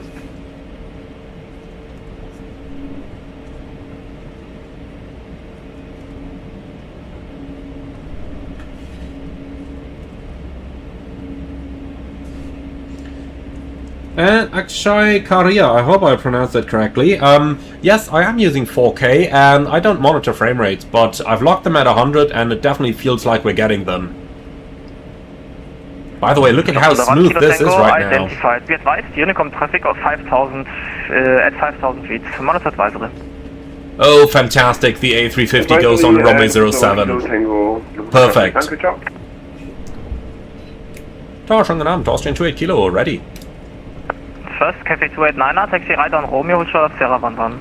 Okay, it sounds a lot like Honeycomb will be the departure frequency. Let's just tune that. Lufthansa 732 Delta, wind 02, southern 10 knots, runway 07 center, cleared for takeoff. Takeoff for 7 set, Lufthansa 732 Delta. Austrian 28 Kilo, tower, hello, line up runway 18. Line up runway 18, Austrian 28 Kilo. Having to prepare for departure. Kilo, wind 02, southern 10 knots, runway 07 right, clear to land. So, before takeoff checklist, cabin, ready, anti-ice, auto brake, Kilo on the runway, taxi down to intersection, Mike. On the runway down to Mike, Austrian 28 Kilo. ICAS and info, checked, before takeoff checklist, complete. Okay, so here's runway 18 on Lima, and we taxi down onto Mike. FedEx 6062 tower, hello, wind 02, 0 knots, 07 left, clear to land. Roger.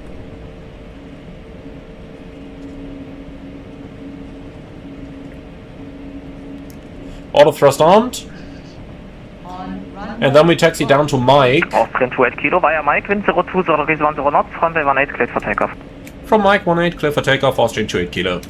The reason they do this is so that we could not get in trouble with any approaches on 07 right.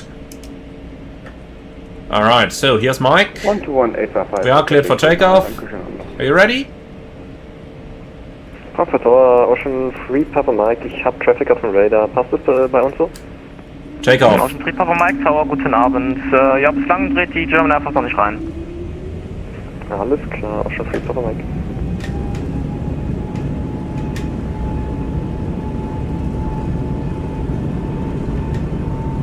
Lufthansa 732 Delta, identified, monitor advisory. Advisory, that's good evening, thank you. 80 knots, thrust set.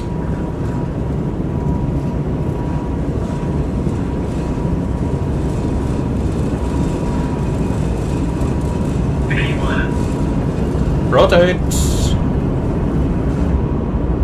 So, some slight lag during the rotation. Positive climb, gear up.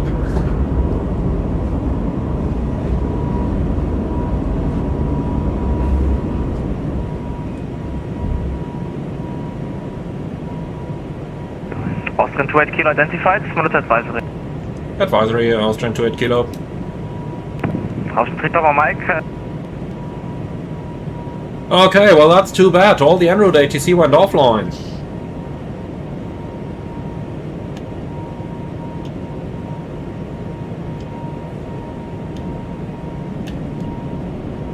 I mean, it does mean that I can finally get that headset off, which is a little warm with the current outside temperatures.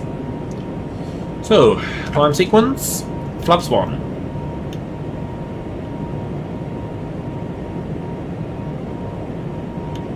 Flap 0.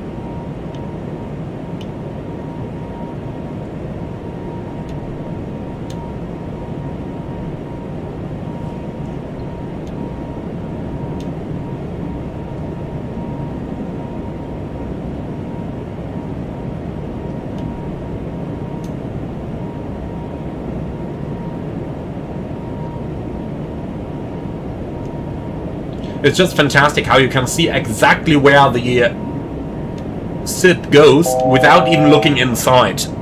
Like, all you need to do, let's just put that autopilot on, all you need to do to follow the SID in Frankfurt is just to fly in between the cities. That's exactly where your standard instrument departure is gonna go. Now we got one over there, so we're doing a left turn to go through the middle over here now. That's Egelsbach down here. So just look at this. You straight through the middle. And level 130 is checked.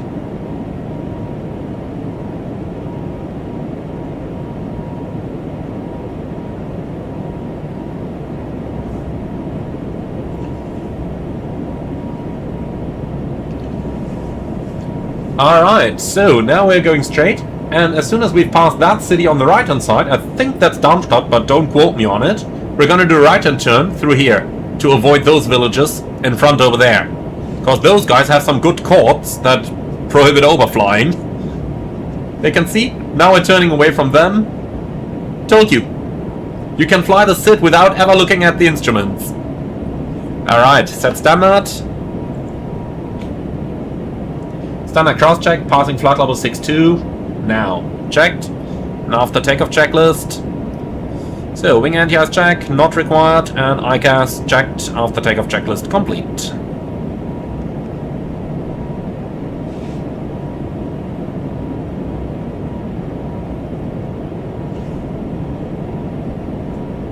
VATSIM, however you pronounce it. No, I don't use Atmos, it's just the default shaders. And honestly, yeah, it does look that good with the default shaders.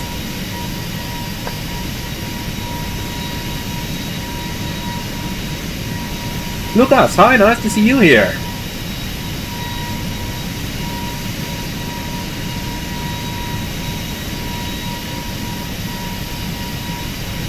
And Chapu 340, yeah, if you don't have the current number of the SID, then it's probably because you have an outdated database.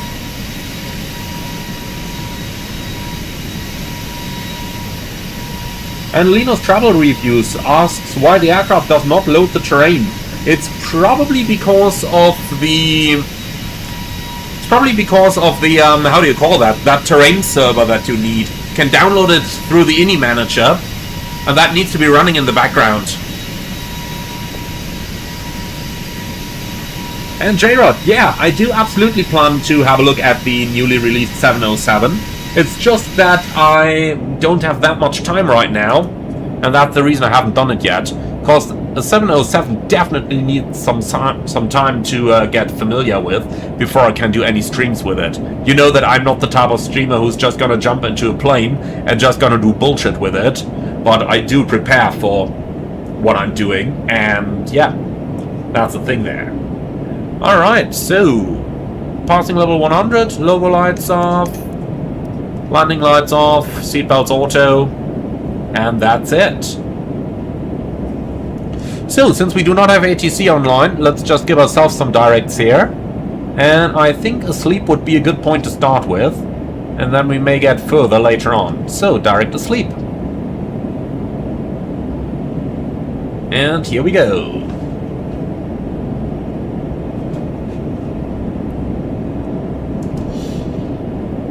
Alright, and then we can continue the climb to flight level 310. Set and checked. Really too bad that there is no more ATC online over here. And Charlie, yeah, I would love to find a 707 pilot to teach me how to fly that thing. But I gotta say that the manual is actually pretty extensive, so I'm fairly positive that we'll be able to do something good with just the manual as well. Some 240 pages. And Linus, yeah, I am type rated on the A330 and A350 for 3 years now.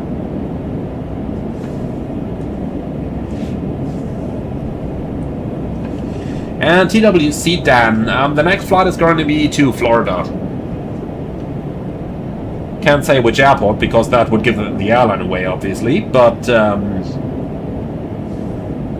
somewhere in Florida.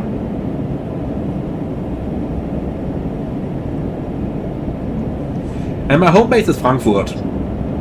I can say that much. Now, Maui, which graphic add-ons are you using right now? None. This is default. This is all default. I only use the aircraft, airports, traffic, and that's it. That's all the add-ons I use. And Linus, no airline guessing, please.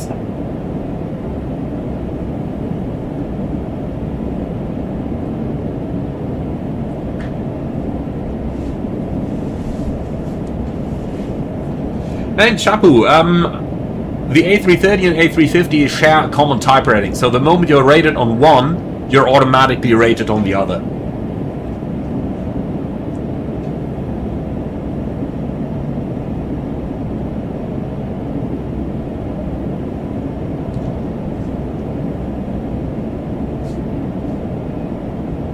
And Linus, yeah, I've probably talked to your dad then if he's an air traffic controller in Frankfurt.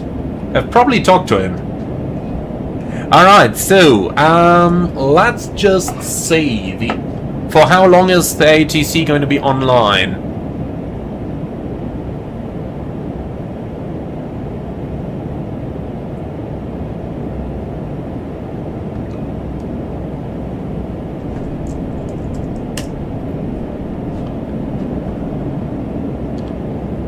The bookings in Vienna are until 2030, so I guess for another 35 minutes. So guys, tell me, are we going to use time acceleration to make it to Vienna while air traffic control is still online? Or are we going to fly real time and then probably be landing in Honeycomb? Put it in the comments below.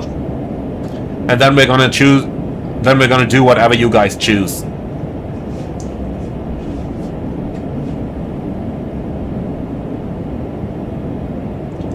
And TWC Dan, in the real world, how long does it take to analyze the flight plan? Do you have a dynamic or a conventional one? We do have an app that has all the info in it, but I still kind of like to use the conventional copy of it. Alright, that's most of you guys saying I should use Time Excel. So yeah, then let's do that. Just until we get into Austrian airspace, of course. Hey, wait a moment. Where is the time acceleration? Used to be here. Did they remove it? Did they remove it with the 1.04 update? Why? It worked perfectly. Well, can we still do it? No. Automatically goes out of it. Oh no, they just moved it here. Okay, that's easy. So, time compression 4x. Just to make it to Vienna, while they still have ATC online. So they just moved it. Linus, I do not use any tracking tools, because, to be honest, I don't really see the reason in it. Like, my flight tracking tool, I guess, is Streamlabs, which I use to record all of my flights nowadays. But that's it. Nothing further than that.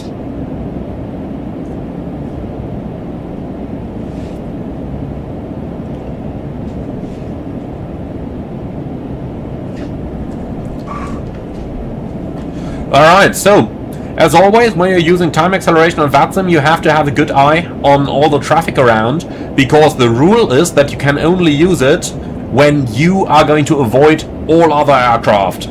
So that's what we're doing. And since there is someone straight ahead there, 2,000 feet above, let's actually go heading 150 to avoid him.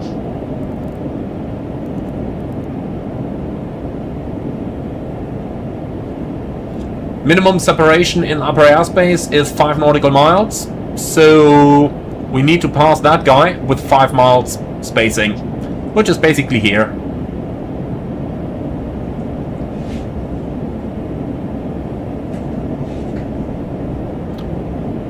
Can we see him? Yeah, there he is. Past him.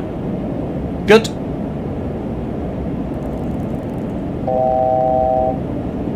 So let's go back onto 120.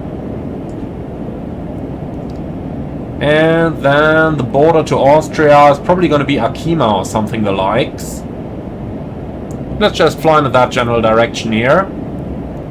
205.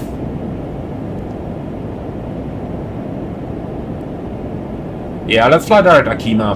I think that's a good one. Direct 2. Execute. Nav.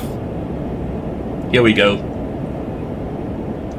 That should keep us clear of all that traffic.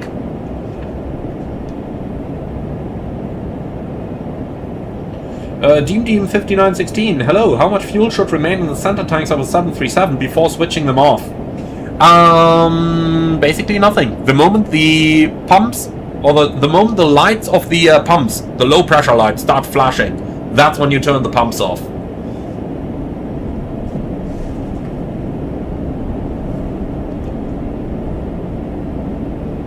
Store for Uniform Golf. How do you find cost index numbers? Just Google for them, and there are a couple of good guides from Toga Projects and from I think some fandom website where you can get some good information on what cost indexes certain airlines are using. Jimmy, hi. Quick question. Why are there different SOPs between companies? Okay. That's a very, very good question. There are different SOPs between different companies because everyone thinks they know it better than the airplane manufacturer. Now, some do it because they adapt to their kind of operation. That's fair enough, but the majority is just because everyone thinks they know it better. Some standardize the SOP between their entire fleets, especially in North America, but Airbus is very, very strictly against that, and they're actually actively suing airlines that implement large deviations from the Airbus SOPs. Boeing doesn't care too much, at least at this time. Probably needs an accident or two until they will. We'll see about that. You didn't hear me say that. And Skyfire 7, yeah, it is allowed to use time acceleration on VATSIM. However, you got to watch out for other traffic, not fly into any of that traffic, and you must stay at your computer like all the time. You're not allowed to go away from your computer.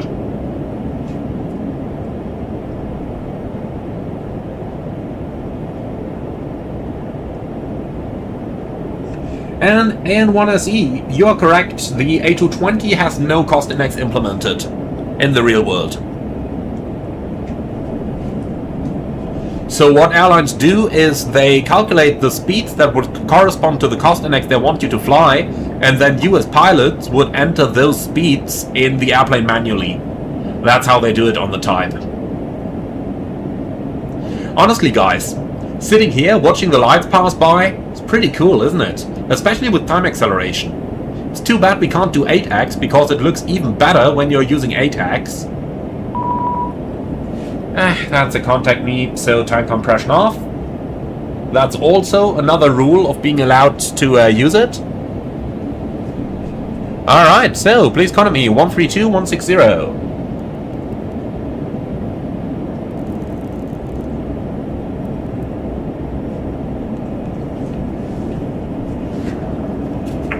Radar, good day, Australia 24. No, and that was the wrong side, so let's do it on number 1.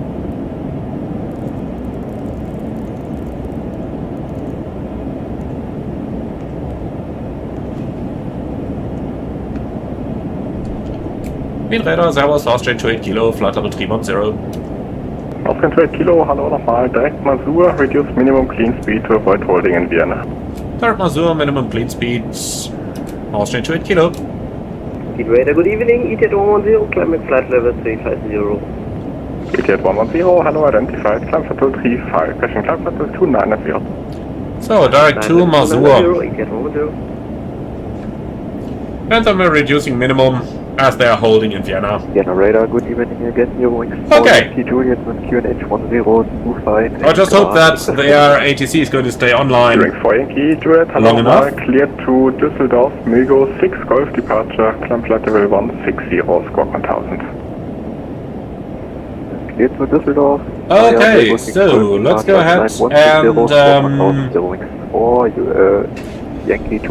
and start a little bit of an approach preparation here. Also, we can just log on to CPDLC again. So let's go CNS, CPDLC, settings, log on.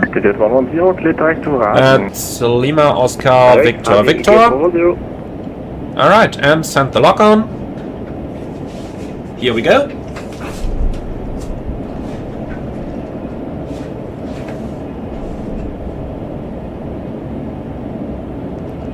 Okay, cool. And, well, actually, while we're on it, let's go ahead and get our destination ATIS. So that's going to be ATS, and ATIS, arrival, Lima Oscar Whiskey Whiskey. Here we go, and send. So, ATIS Golf.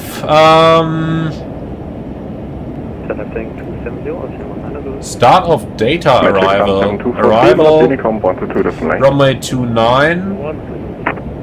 ILS Zulu. Okay, so runway 29 is in use for landings. Alright, we're gonna change to that in a moment. 02086, carbon 21 degrees, 1025. When ready, descent level 170, cross Masuet level. When ready, descent level 170, Masuet level, Austrian 28 Kilo. Set, 170 checked. Okay, and I think we can actually slow down a little further there. Let's do Mach 66. But we're not going to go any slower than that. Okay, so runway 29 is in use, then we just have to change that arrival.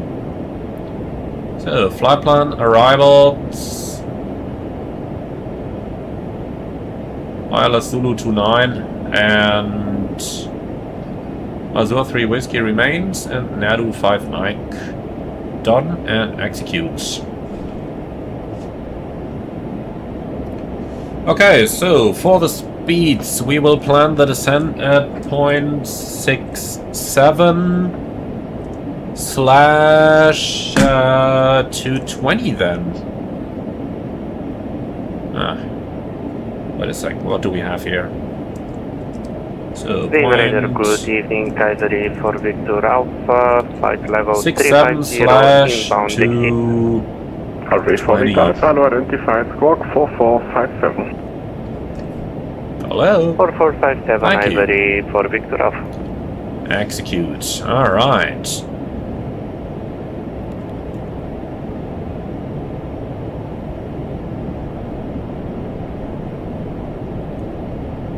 So, transition level is at 110.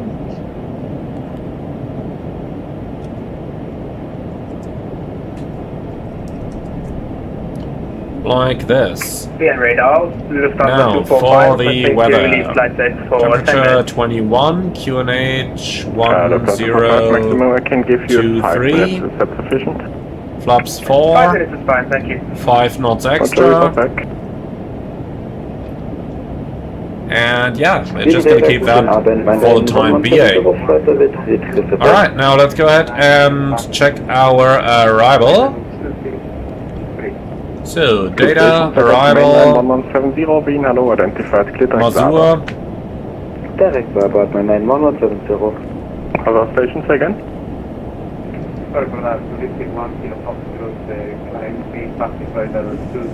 Let's see if it's gonna load that chart. Seems to take a little while. Clear direct Barbit, climb plateau 350. Direct Barbit and climbing to flight level 350, 104. Windmill 873, monitor Honeycomb 122.9. Okay, here's the charts. So, we're inbound to Masur, and then... That's 1,000 to go? No, that's the vertical profile approaching, and VNAV is armed. Okay, so we're gonna cross Masur between 6,000 at level 170. We radar servo slaughter 6 Alpha. Then we got Tempter and then Nerdu. 360. And from there we're gonna join the localizer or ILS approach runway 29. We also have an on-off transition in there. 6 Alpha.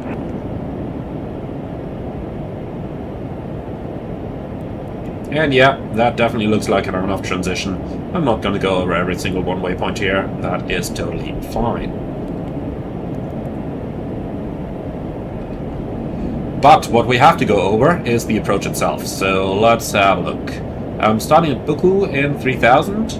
Should have a 3-degree glide, but not drawn over here. Okay, down to a minimum of 800, and the go around straight out to 10 miles. And we got straight out to Juliet. Juliet is 10th letter in the alphabet, so that's straight out 10 miles. And then a right hand turn, direct to Fisherman, climbing 5000. And that's exactly what we got down here. So all we're gonna need is the minimum. Charlie, descend flight level 120. 20 Speedbird. Here we go, 800 feet set.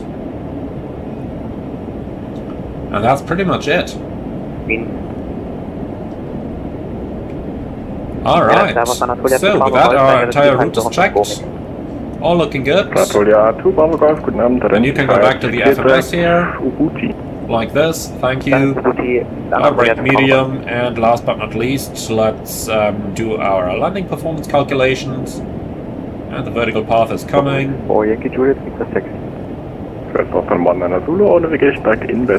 Okay, so landing performance. Yannick, hi, nice to see you today. Going for Yankee Juliet, taxi, holding point on a 16. So Vienna, runway 29. And let's just synchronize that stuff here. 57 Whiskey, contact Wien, 118.775. 118.775. Alright, compute. Surprise, we can land. Who would have thought? And that's basically all we're gonna need. Alright, so let's just tidy this up, make sure we got the actual current Vienna charts. So, on-off stars north. ILS Zulu 29. AGC, APC. And that's all we need. Alright, good. Wien Radar, guten Abend, Lufthansa. And we're starting our descent. Engines are just going to go down in an idle. Perfect Tango identified, climb flight level 280. Climbing flight level 280 Lufthansa 5 Alright, cool. So let's just quickly say bye-bye to our passengers, then we're going to do the briefing, and then we can focus on the approach. Thank you. Liebe Fluggäste aus dem Cockpit, Ihr Co-Pilot mit einem kleinen Update. Wir haben gerade unseren Sinkflug Richtung Wien begonnen, verbleibende Flugzeit noch ca. 25 Minuten. Wetter in Wien ist derzeit schön, klarer Himmel, 21 Grad.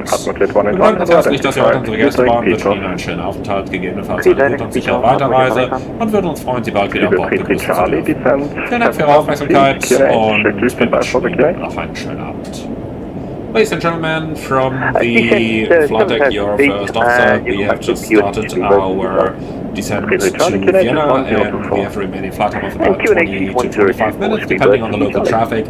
Weather currently clear skies and a temperature of 21 degrees. Thank you very much for choosing to fly Austrian today. We hope you enjoyed your stay aboard and look forward to welcoming you again in the future. Thank you very much for your attention and thank you for being our guests today. I'm at flight level 290, so we would appreciate 350. Okay. Ticket 110, climb level 350.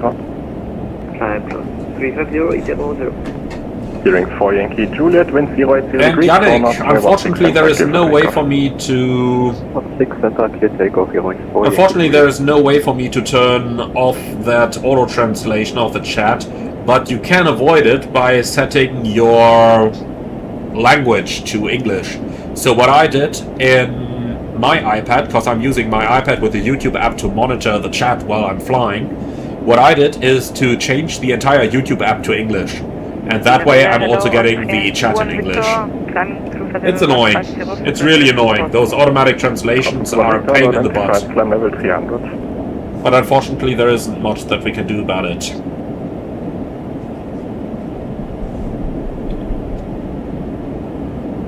Austrian 28 Kilo, just confirm minimum clean speed indicated as 270 knots.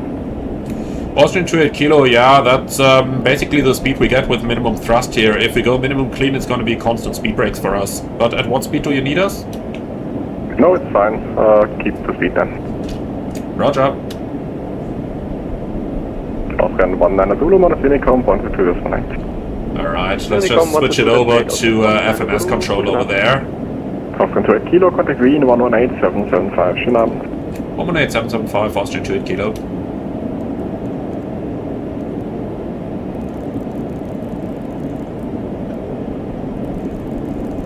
Kilo 33 Charlie, descent 6,000 feet. Scrolling on the wrong side. Okay, I'm a lazy ass. Let's do it this way.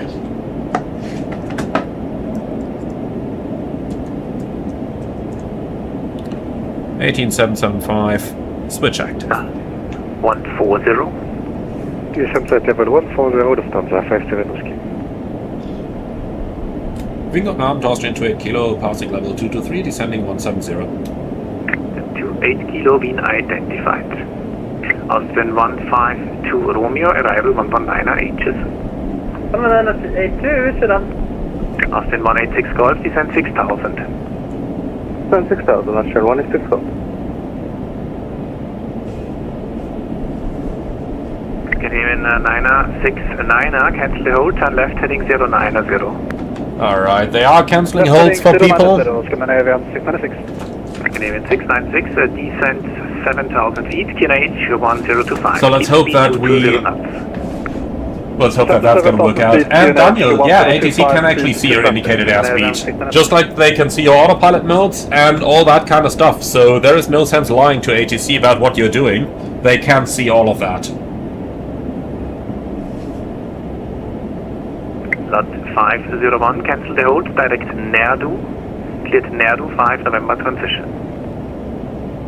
Okay, cancel the hold, direct Nerdu, and Nerdu 5. And that plane guy 777, I think the night in FS24 is very realistic.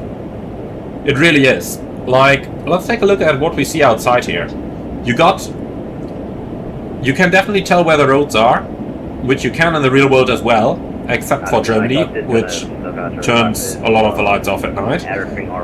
But apart from that, you do see the cities, you do see the larger ones at the horizon, and you see the light emitting from the cities into the sky. So that's really good. That's really, really good. Overall, I think the nights are really well done. Really well done. Scandinavian 696, resume on navigation direct Whiskey 963. And Charlie, yeah, I am still watching Schalke. But this season is going to be interesting. I mean, you absolutely need to follow Elversberg because they just have an amazing story to them now. There's 1,000 to go. Then Schalke as returners to the Bundesliga. Going to be absolutely interesting. Well, and Bayern as German club is always interesting. So. Cancel the hold, descend now to 5 Whiskey transition, descend 10,000 feet and say again, Greenwich. And Linus is going to spot my landing in VATSIM. That's going to be interesting. Austin 186 Golf, increase speed 250 knots. Speed 250, Austrian 186 Golf. Austrian 28 Kilo, do you need us at any certain speed? Austin 28 Kilo, you can expect the ILS Zulu, runway 29. For now, reduce speed 250 knots. ILS Zulu 29, speed 250, Austrian 28 Kilo. Okay, speed 250. Lufthansa 335, enter the Marbot hold. So that makes me hopeful that we might be able to avoid some of the holding. Hold Marbot. Can you write me the SID please one more time, please? Oh, basically yes, but yeah. Linus, I do not think that Lufthansa is going to return any Frankfurt-Munich training flights with the A350. By now they would have sufficient A350 crews. Ben Airbus control to 4 Echo Lima, hello, flight level 150. And stop, I really don't have a preference whether I'm sitting left or right. Level 110. Confirm Austrian 28 Kilo, descent level 110. Confirm. Roger. Alright, thrust level change. And then let's turn the seatbelts on. 502, proceed to Whiskey 963. And here we go. Section lot 501, proceed direct Whiskey 963. So yeah, stop. I really don't have a preference whether I'm sitting left or right in the simulator. Both of it is nice, and I do like the difference between the two. We flew the flight, we flew the outbound flight from Vienna from the left seat, now we're flying back on the right seat. And what I like about changing between the left and the right seats is that the plane just feels different when flying from another seat. And you don't get that... How do you call that? Best. You don't get that constant same looking stuff, if you know what I mean. Just turn 186 Golf. Bye-bye. And J-Rod, yeah, you're right. We're almost at 100,000 subs. Am I planning anything special when I hit 100? Wouldn't be special if I talked about it before, would it? Alright, vertical speed. 130 for now. Alright.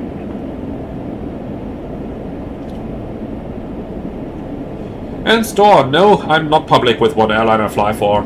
The problem is always, airlines aren't particularly happy if you say in public which airline you fly for, because if something happens, an accident or something, journalists will start digging, and if you do any kind of mistakes, then journalists are going to go wild on it.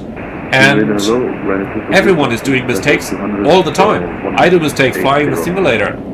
I do mistakes when I'm answering comments. It's just normal that you make mistakes, but if an airline has an accident and journalists are looking at social media profiles of pilots of that airline, you can be sure that your mistakes are going to make the headlines, and they're going to blame the airline for bad pilot training and all that kind of stuff. It's complete bullshit But that's how modern journalism works, and that's why airlines do absolutely not want their pilots to disclose their employer on social media. At least not if you do the type of content that I do. You know, if you just post random pictures from your layovers on Instagram, yeah, nobody cares if you know what airline you fly for. In fact, it's quite some good marketing for the airline if you do that. But for anything sensible, like what I do on the channel here, where I share knowledge, where I demonstrate flights, that's where things can quickly go southbound with journalists. 198, Scandinavia 676.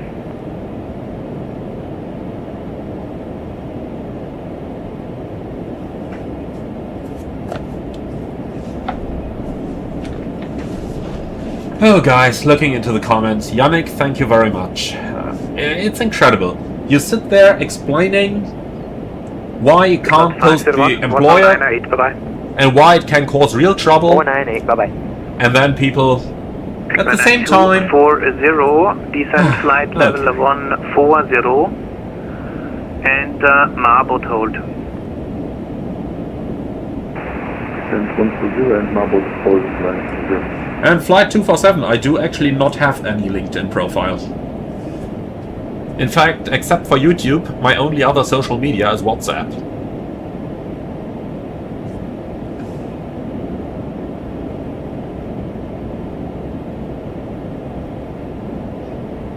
And Linus, yeah, what you've noticed that some... kilo, reduce speed 220 knots, descent 8000, QNH 1025. Speed 220, descent 8000 on 1025. Austrian to 8 kilo. Alright, speed to 20, 8000, level change, set QNH.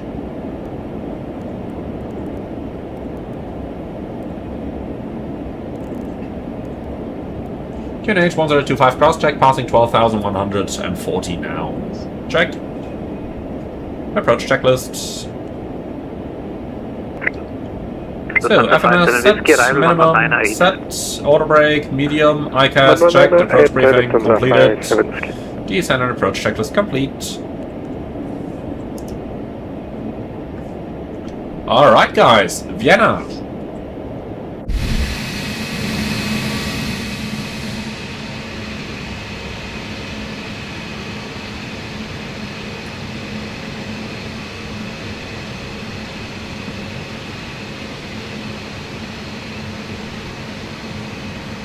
Descent 28 kilo, descent 6000. Austrian to 8 kilo, descending 6000. Set, 6000 checked.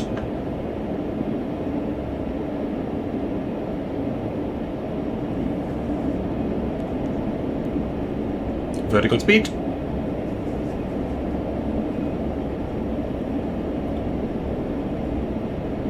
And Elias, opinion on pilots having AirPods in cruise. Is it acceptable if workload is low or unprofessional? Well, honestly, if you start missing radio calls, if you get distracted, that's not good. Imagine what may happen if you got AirPods in and you get a decompression and suddenly you have a pressure difference.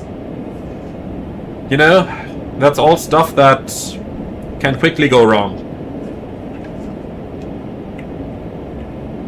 And J-Rod, Pilot Miami, on a different subject. I really enjoyed your 3 minutes of aviation video. Would be awesome to see more of those here and there. Yeah, I do agree with that. I do agree. And I do plan to do more of those. So if any of you guys has any of those clips that you would love to hear some background on, post it in my Discord. Flight level 24, Echo Lima, descent flight level 110. 110, scheduled for Echo Lima.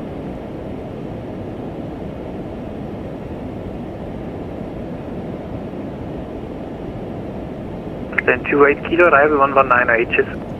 119, Austrian 28 kilo H's.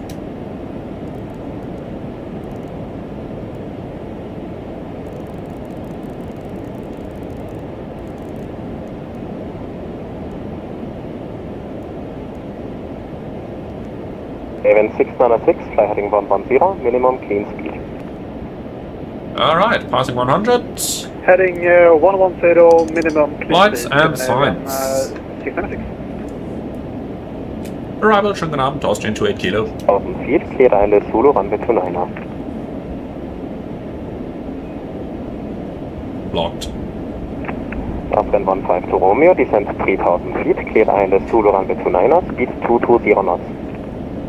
Sorry, 3000, clear island Zulu 29er, speed 220 or 7 at the moment. Arrival, schönen guten Abend, Austrian 28 Kilo. Green arrival, hello, identified.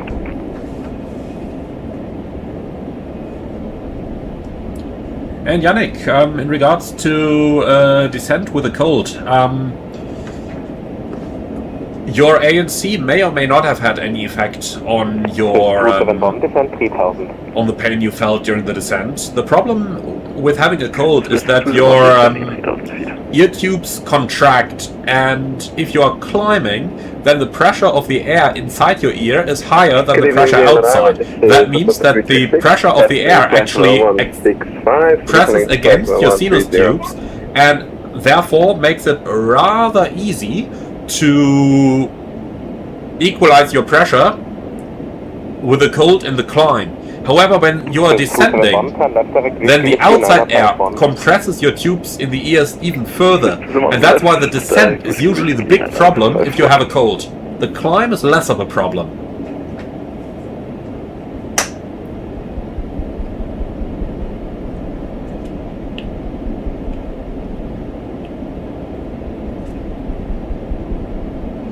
And MNKE, yeah, I am kind of hopeful that Lufthansa is going to get the 777X next year. However, we have to see what's going to happen with those airframes that they no longer want. Like, Lufthansa just recently announced that they are not going to accept delivery of some of the first 777X that have been built because they have been modified so often that they are no longer like new aircraft. So we'll have to see whether that's going to cause any further delay, or whether Lufthansa is going to get brand new ones anyway.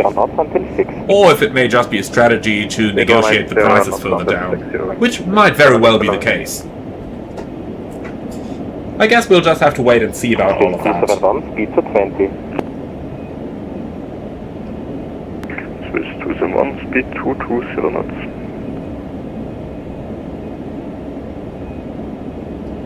And Josh, no, I don't think I ever posted my monitor settings. I mean, if that's something that you're interested in, I could definitely have a look into it. I just have no idea how to record that, because I can record anything that comes from my computer, but the monitor settings, that runs a layer higher than my computer does.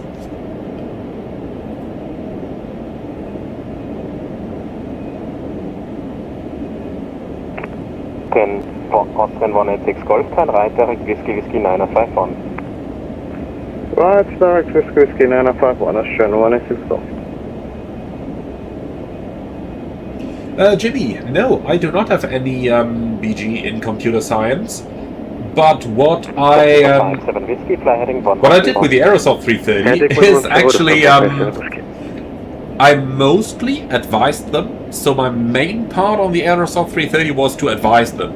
You know, basically translate.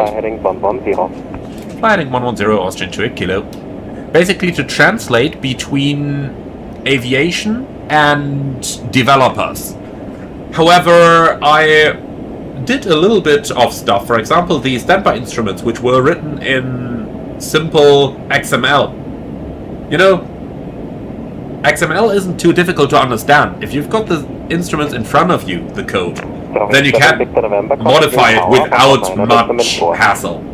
And that's the type of stuff, modifying some XML stuff, that's the type of stuff I did from the development side on the Aerosoft 330. But that was the one from Prepared, not the current one. I'm not at all involved with the current Aerosoft 330s. That was the one back in Prepared.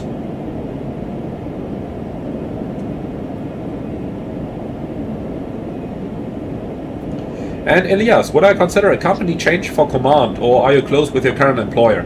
No, I wouldn't consider changing the employer for that, because if I do, then I would get into... Well, no, let me phrase it differently. There is just no employer that would be attractive enough for me to go there for command. Like, there is only one employer currently hiring for command upgrades here in Germany, and I'm definitely not interested to go to that one. The current one has a pretty nice lifestyle, so I'm going to stay here. And if it takes a couple more years switching between seats, then so be it. Right turn, whiskey 951, Scandinavian. And Gagan SKR, congratulations for your first 6 ATPL subjects. Trend 15 to Romeo, speed 180 knots until 6. 180 until 6 knots to Romeo. Trend 15 to Romeo, contact in tower, 119 decimal 4. Tower 94. Charlie and Yannick, oh yeah, I'm pretty sure you know which one I'm talking about. This is 2-1, clear that Zulu approach runway 29er. Trend 186 Golf, clear ILS Zulu runway 29er. And AN1SE, which plane would I love to make a type rating for? Honestly, probably just the A380. I mean, a 787 would be interesting as well, but I don't want to fly it. Doing the rating might be interesting, but I don't want to fly it. I'd much rather stay in the Airbus world. So the A380 might be interesting. Scandi 696, clear ILS Zulu runway 29er. And Paul 0521, will the Lufthansa City Ops also be available for non-members? Yeah, absolutely. I just don't know exactly when yet, but probably soon. But in general, I plan to release all of my member-only videos to the public, except for the first 3 or 4 videos. But anything involving Flight Simulator and not real aviation definitely gonna go public at some point. I just can't say exactly when that's gonna be, because, as you can probably tell, I do have quite a couple of videos up there now. I mean, it's like, what, 40, 45 member videos right now? So I could literally take a month and a half completely off YouTube and I'd have content ready. But it's nice to post some up-to-date stuff as well, so that's probably not going to happen. And lot 501, proceed direct whiskey 951. Okay, and whiskey 951, lot 501.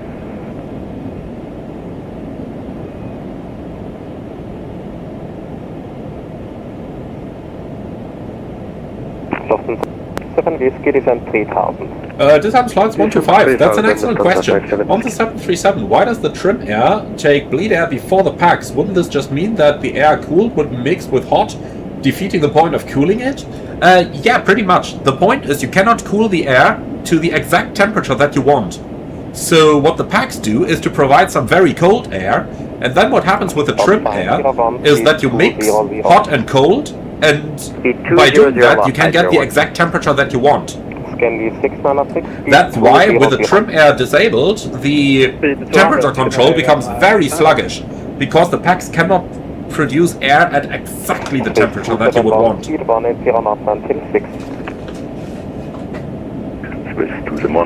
And Triseki, thank you very much for the $5.99 donation. Hi Emmy, I am a 12th hour in my PPL. Which advice would you give me? And I am afraid of how should I learn my ATPL with a full-time job. Thank you for inspiring. Well, thank you very much, first of all. So, 12 hours into the ATPL. If you got a flight simulator at home, which I guess you do, because otherwise you would probably not be watching my channel. If you got a flight simulator at home, just use it. Fly the stuff that you expect to fly in the real world. Austrian 28 kilo, descent 4000. Austrian 28 kilo, descending 4000. So, fly the stuff that you expect to fly in the real world. Get as much practice in as you can, especially on the radios. Fly online on VATSIM so that you get accustomed to using the radios on controlled airports and that type of stuff. That's really the best thing you can do. And yeah, learning for the ATPL next to a full-time job, honestly, try to get as much in as possible whenever you can, but don't do too much. Like, enjoy having a life. And just, you know, read up on stuff while you're using your flight simulator, especially if you're flying airliners in the simulator as well. You know, just read up on stuff while you're flying, so that you understand what you see. That's kind of the way that I did this. And ultimately, there will be a point in time where you have to reduce your full-time job a little bit. And at that time, anything you learned prior to that is definitely going to help you out. Austrian 186 Golf, speed 180 on 126.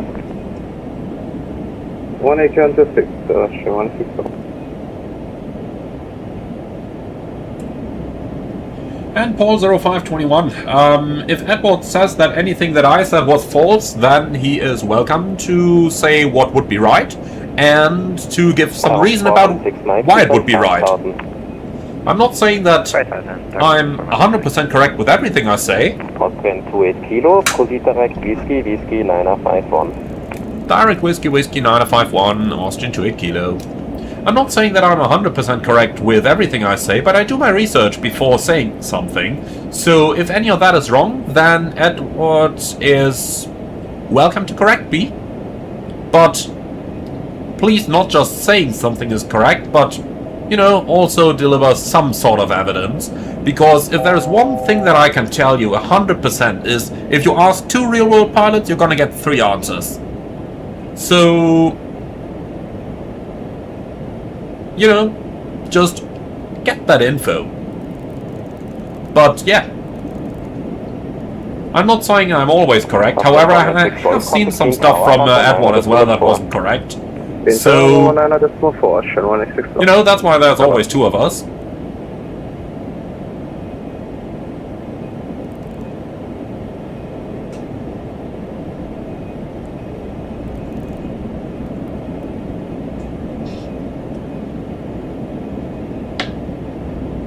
And Linus, my Discord server should be in the video description.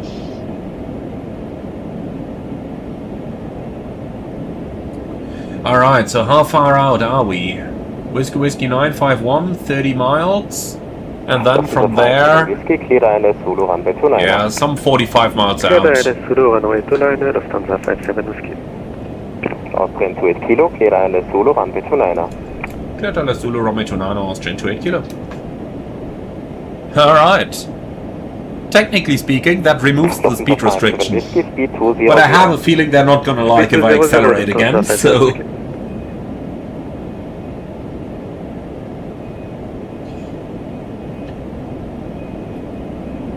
And Chriseki, my main advice would really just be to practice as much as possible. Especially if you're still in the PPL phase, focus on that, get that right. Because you're currently learning the basics of flying, and those basics will remain all the way to the days you are going to fly an Airbus A380. So, focus on that, get that right, and practice as much of it as you can in your home simulator.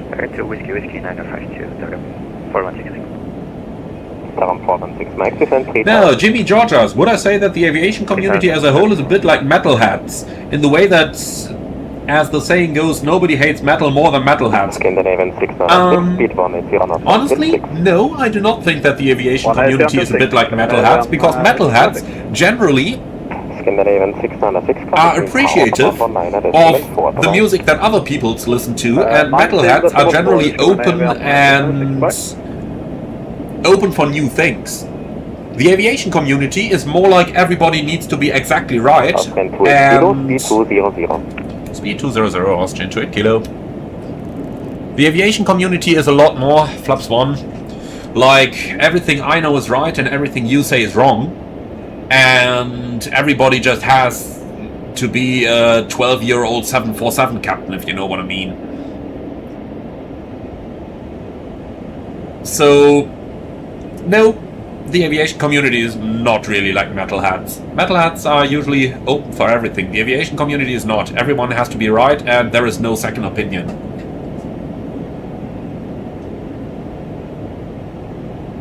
And Yannick, do you sometimes have beef in a multi-crew environment? I regularly disagree with my flight instructor and think that you're right. Oh yeah, I'm sure about that.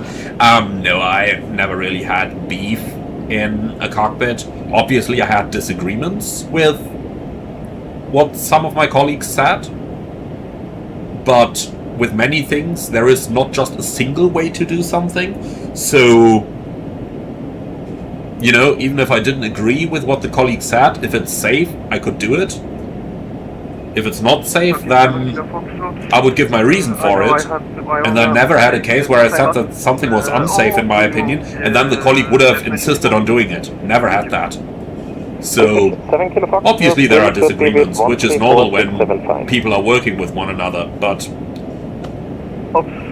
nothing that would have turned into a beef like what those pilots did in that 757, where they basically beat one another up until they impacted into the Atlantic.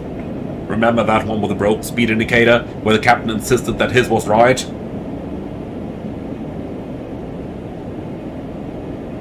Top 501, speed 180 knots or greater until 6 miles. Linus, why is the A220 so hard to land smoothly? Honestly, I don't think it is. I really don't think it is. You just gotta get the flare right. It flares a little bit different than the other aircraft. So what I would recommend is have a look at my video on how to do landing training and how to fly traffic patterns, and just fly some 5 or 6 patterns. And you will see that all of a sudden it becomes pretty easy to land. And Andres, what flight number was that incident? I don't remember the flight number, but it was Virgin Air on the 757 departing from somewhere in the Caribbean.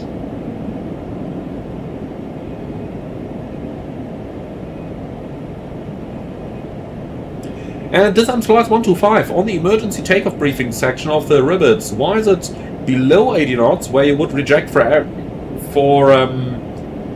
the given reasons instead of V1? It's not below 80 knots. It's below 80 you reject for everything. Above 80 knots you only reject for fire warning, engine failure, predictive wind shear warning, or if the aircraft is unable or unsafe to fly. It's above, not below 80. And Store, do I agree that the A330 is the butter machine? Honestly, yes and no. Landing the aft boogie, the A330 is a butter machine. It's really hard to fuck that up. But if you put the aft boogie down and don't land the forward part of the boogie properly, that's where the plane can really impact the runway. So if the spoilers come out before the front boogie is down, aka if you touch down on the aft boogie and then you pull the reversers, that's where things are going to go southbound. And that's how you're going to make the forward boogie fall from a meter down. And believe me, people are not going to be happy about that. And you got to land all 3 wheels. You got to land all 3 of them. You can't let go after landing one of them.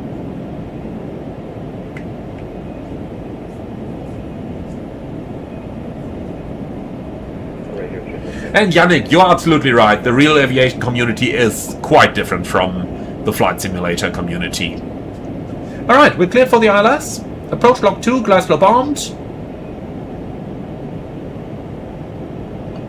17 miles out, so we're going to keep the speed for now. It's too bad that we didn't have any chance of intercepting the ILS at an angle over here. Would have been nice to see how that's going to go, but okay. Lufthansa 947. Lufthansa 947, when arrival, hello, identified. Mercury 4722. On my system, the A220 runs a little better than the A321neo. Alright guys, let's start focusing on the approach now, because we're about to intercept the glide slope.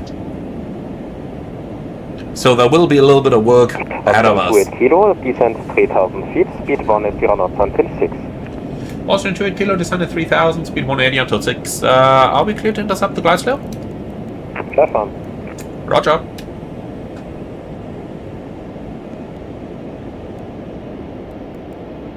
Turkish 7 kilo Fox. So, set 3000 checked, vertical speed 500, down into the glide, flaps 2. Speed checked, flaps 2.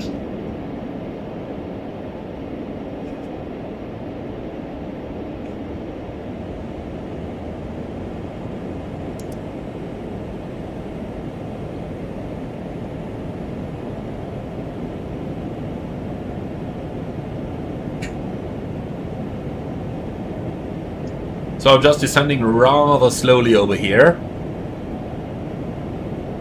But you can see that the line pretty much intersects the final approach fix. So we will be flying straight into the glide slope with this vertical speed.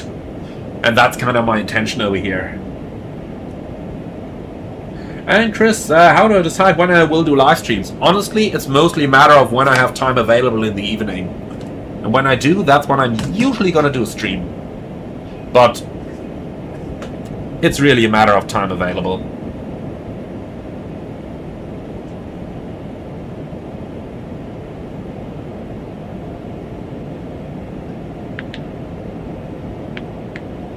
Austrian 28 Kilo, contact Wien Tower, 1.9.4. 1.9.4, Austrian 28 Kilo, servus.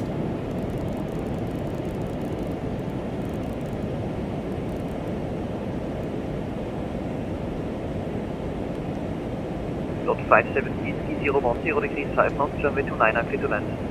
Glide slope capture. Runway 29, clear to land, Lufthansa 5. Turn altitude set. Wien Tower, servus, Austrian 28 Kilo, ILS 29er. Oh. Ground, hello, line. 010 degrees 5 knots. 2500. Blocked.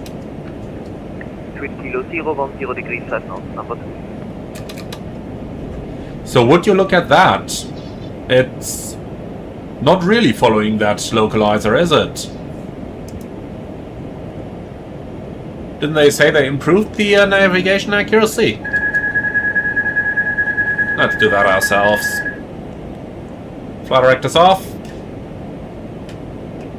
And then we're at 6 miles. Managed speed. Good evening, alternate 7 heavy, holding short runway 29er.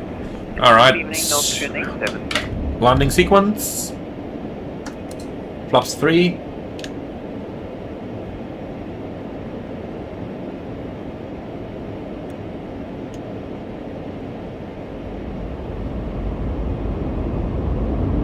Austrian 87, line up runway 29er. Line up 29er, Austrian 87. Flaps 4, landing checklist.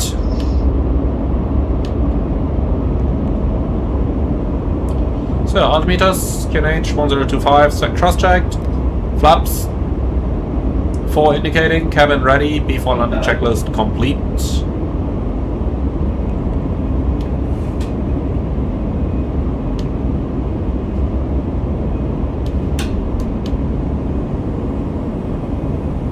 So, 134 knots. Pendular, good evening.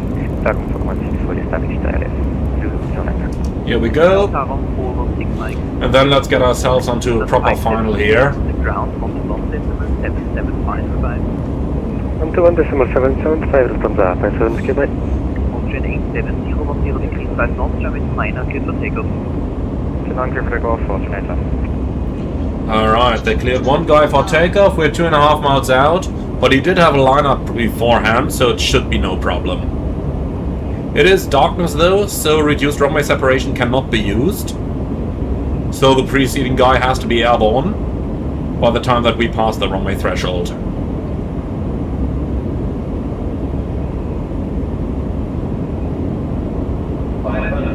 It's interesting, according to the PFD we are just 3/4 of a dot off, and looking outside we had 4 reds. Sometimes flight simming is strange.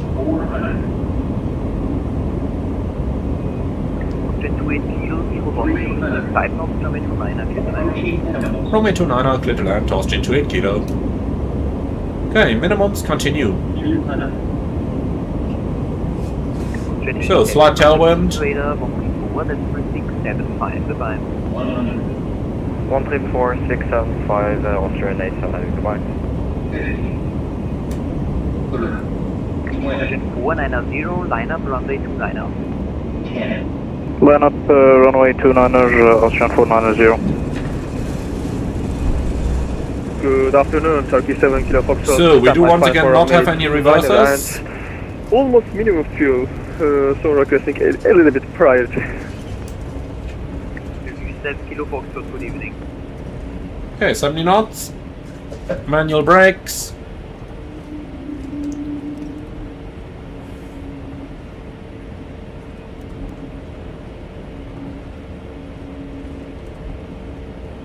Austrian 28 Kilo, contact ground 121-775. 121-775, Austrian 28 Kilo, bye.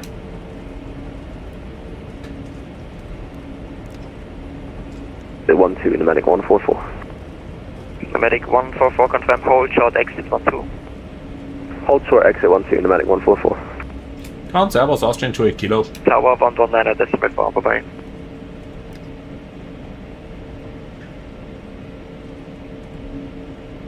With a 1913, tower 119.4, bye-bye. Contact tower 119.4 with a 191, goodbye. Ground Airbus Austrian 28 Kilo, vacated 29er. Austrian 28 Kilo, wing ground Airbus 60 via Mike, hold short exit 11. Via Mike, short exit 11, Austrian 28 Kilo. Engage 27 Alpha, continue taxi holding point runway 29er via Mike. Via Mike, holding point 29er, taxi to Alpha.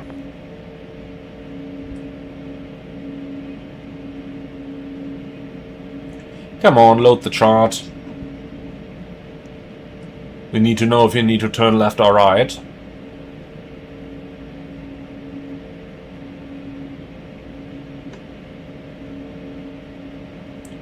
Okay, exit 11. We vacated here. So just right on the mic and then hold short. 28 Kilo, taxi descent, Hotel 4-3 via Mike, Whiskey and Orange Line. Hotel 4-3, Mike, Whiskey, Orange Line, Austrian 28 Kilo.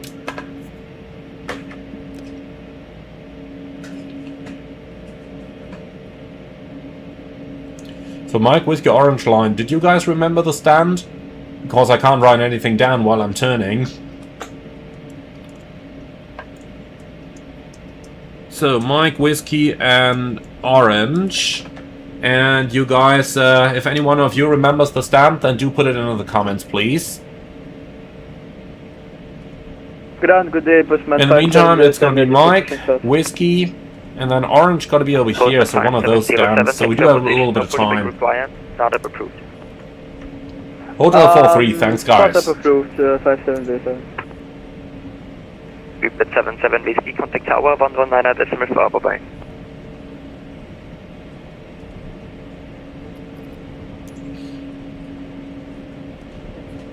Alright. So, after landing items. 77 Whiskey, contact tower 119.4, bye-bye. Contact tower 119.4, 677 Whiskey, goodbye. One ground, good evening, Austrian 557, request push and start. Austrian 557, and half landing checklist. Half landing checklist complete. Yeah, good evening, Tagum 4169, vacated tonight. Alright, so let's go ahead and talk a little bit about the experience we've had with the airplane on these two flights. First of all, I think we can say that version 1.0.4 is definitely an improvement for all the performance. I mean, look at this. We're here at Vienna, looking around, and it's pretty smooth.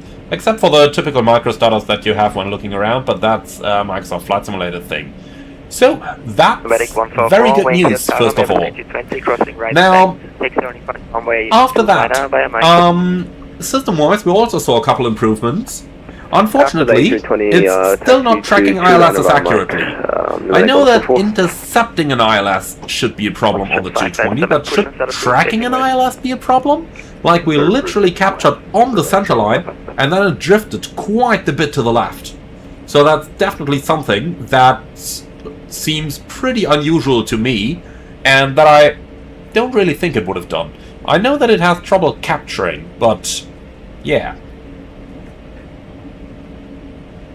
So yeah, that's pretty much my first experience here. Performance definitely improved.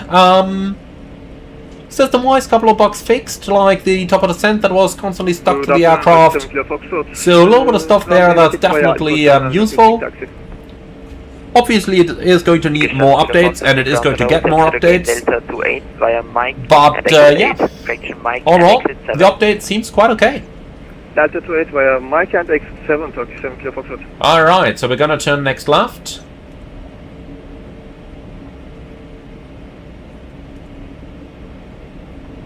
It's interesting that there are no centerline lights here. Further check. Station calling, say again. Like those over here. Well, they spawned pretty late. 325. Okay, so we had Mike, now we're on Whiskey. Delta 28. Package 7 Kilo Foxtrot, AFM, Delta 28. So let's have a look at the parking chart. Postman 5707, ready for taxi. Hotel 43, third from the end. Green ground, correction. Via Echo and exit 4, Okay. hold shot Lima. Say again. So we're gonna follow Whiskey, which is that left one over here. 5707, taxi via Echo, exit 24, hold shot Lima. So Whiskey left. Echo exit 24 and hold short of Lima 57.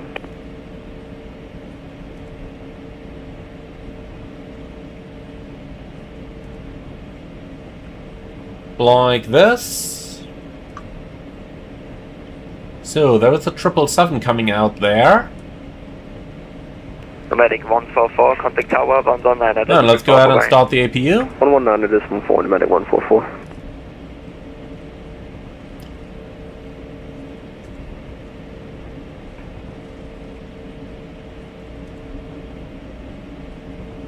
Okay, and then we can shut down engine number 1.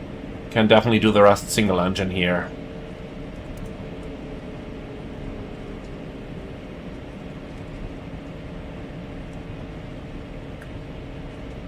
Okay, on to the orange line.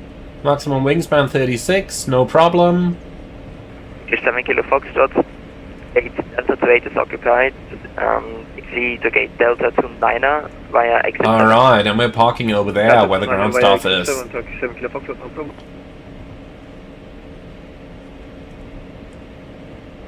White ground, Austrian 557, request taxi. Right, that was 45. Correction, last station calling, 44. The next one's going to be 43. Looks pretty dark here, so I'm going to keep the taxi light on until we're on the way in. Ground from the 947 on vacated on 047. Alright, this looks good. Taxi light off. Taxi via Mike, hold shot exit 7. Taxi via Mike, exit 7, Lufthansa 947. Lufthansa 947, confirm hold short exit 7. Okay, Hold there's short a martial exit law 7, for Lufthansa us. 947. Even though I think his marshalling is off. I think we're too far to the right. Thanks for your help tonight, we'll see you soon. Bye-bye. But here we are. 557, taxi Honeycomb runway 29er via exit 7 and Mike. Holding point for runway 29. Alright, shutdown checklist. 7 Mike for Austrian 557. Postman 5707. So, APU or external power? APU is on. Exit 24 and Mike. Exit 24 Mike, hold short to another, Postman 5707. And APU bleeds coming on as well. Cool. So, seatbelts coming off, then we're just waiting for the beacon. For that, we're waiting for the engines to run down a little bit more. And then let's go ahead and request deboarding. Alright, this is looking good. Postman 5707. So, the beacon is off, flight control test is not required, that's the shutdown checklist completed. Over to Wind Tower 109. Alright guys, with that, welcome to Vienna. Hope you enjoyed this one. Let's go ahead and leave that frequency over here. And then we can go right down into the ground equipment, attach ground power units, and attach chocks. And then that GPU is going to come online and we can shut the APU down. Alright, brake temperature is quite okay, 200 degrees on each side. That's fairly good, especially for an airplane that didn't have reversers. Well, and that's what I can offer you today. Let's go ahead and have another look into the chat there, as there were quite a couple of questions coming on during the approach, and I just don't want to leave anything unanswered here.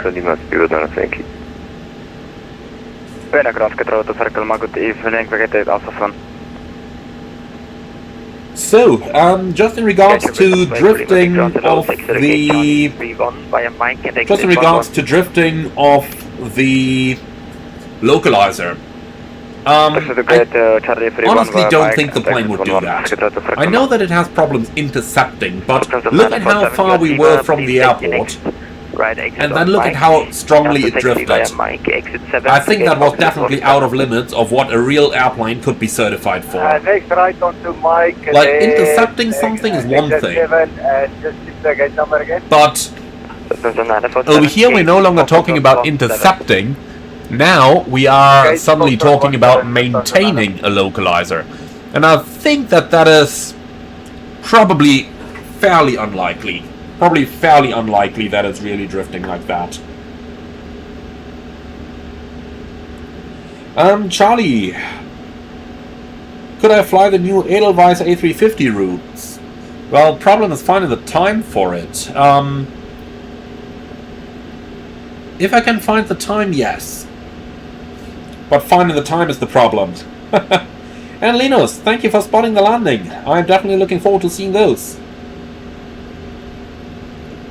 And Awind, I think a setting in the EFB is bugged in regards to the reversers. Yeah, that could very well be, because the reversers didn't work on either landing. Jimmy, can I explain a little bit about how the chain of command works? I mean, I see some airlines where they have 25-year-old captains and 43-year-old first officers. Is it not just about seniority and flight hours? No, it's definitely not. So, it can definitely happen that the captain is younger than the first officer, but the chain of command is very, very strict. The captain has the final authority. Unless he's actively endangering the airplane, then the first officer can take over. And yeah, there are all kind of reasons why the captain may be younger than the first officer. The first officer may be direct entry from another airline, while the captain may have been at that airline for his entire career. Therefore, the captain may have had an early promotion, while the first officer, who only joined the airline very late in his career, may still be first officer. That's kind of the most typical reason when you have a first officer that's older than a captain is.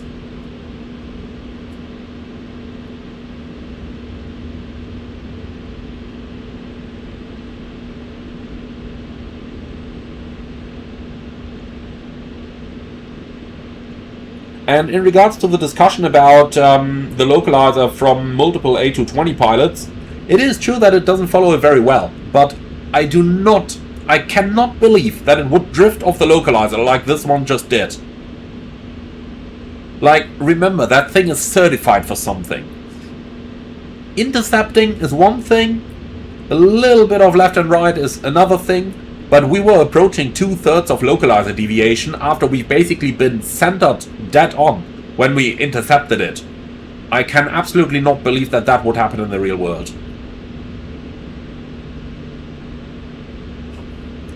So, remember, it is certified. So, Yannick, was it ever on the localizer? Looked to me like it was off and then drifted more. Well, it was kinda on the localizer when we intercepted. I mean, we basically came from the extended RNAV center line when we engaged localizer mode, so it was pretty much on. Like, it may have been like 20 meters to the left of the localizer, that's possible, but there are certain limits to what airplane can and cannot do. And while I totally believe that it doesn't fly it accurately, that doesn't mean that it is going to exceed the limits of the approach.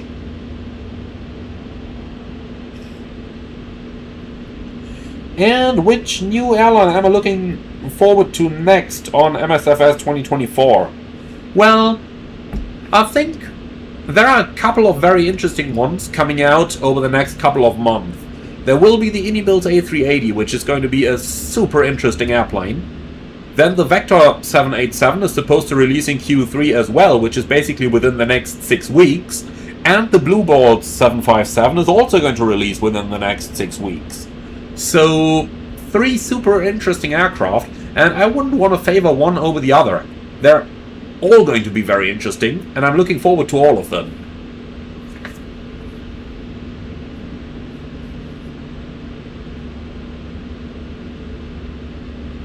And disarm flights, Manchester Corfu. We'll see about that. Because I did record quite a couple of flights to Corfu recently. Did that bus just drive through the airplane?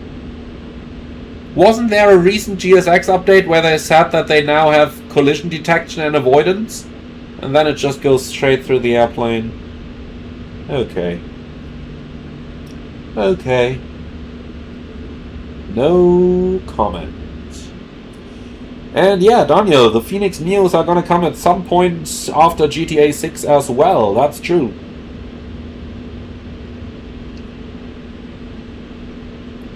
Okay. Below 007, any word on the PMDG 747? Well, yeah, I'm looking forward to it. That's my word on the PMDG 747. But you will understand that I'm under NDA anyway, so I couldn't say anything about it that hasn't been made public by PMDG yet. And Chrissy, yeah, I've thought about that flight, but again, a matter of time.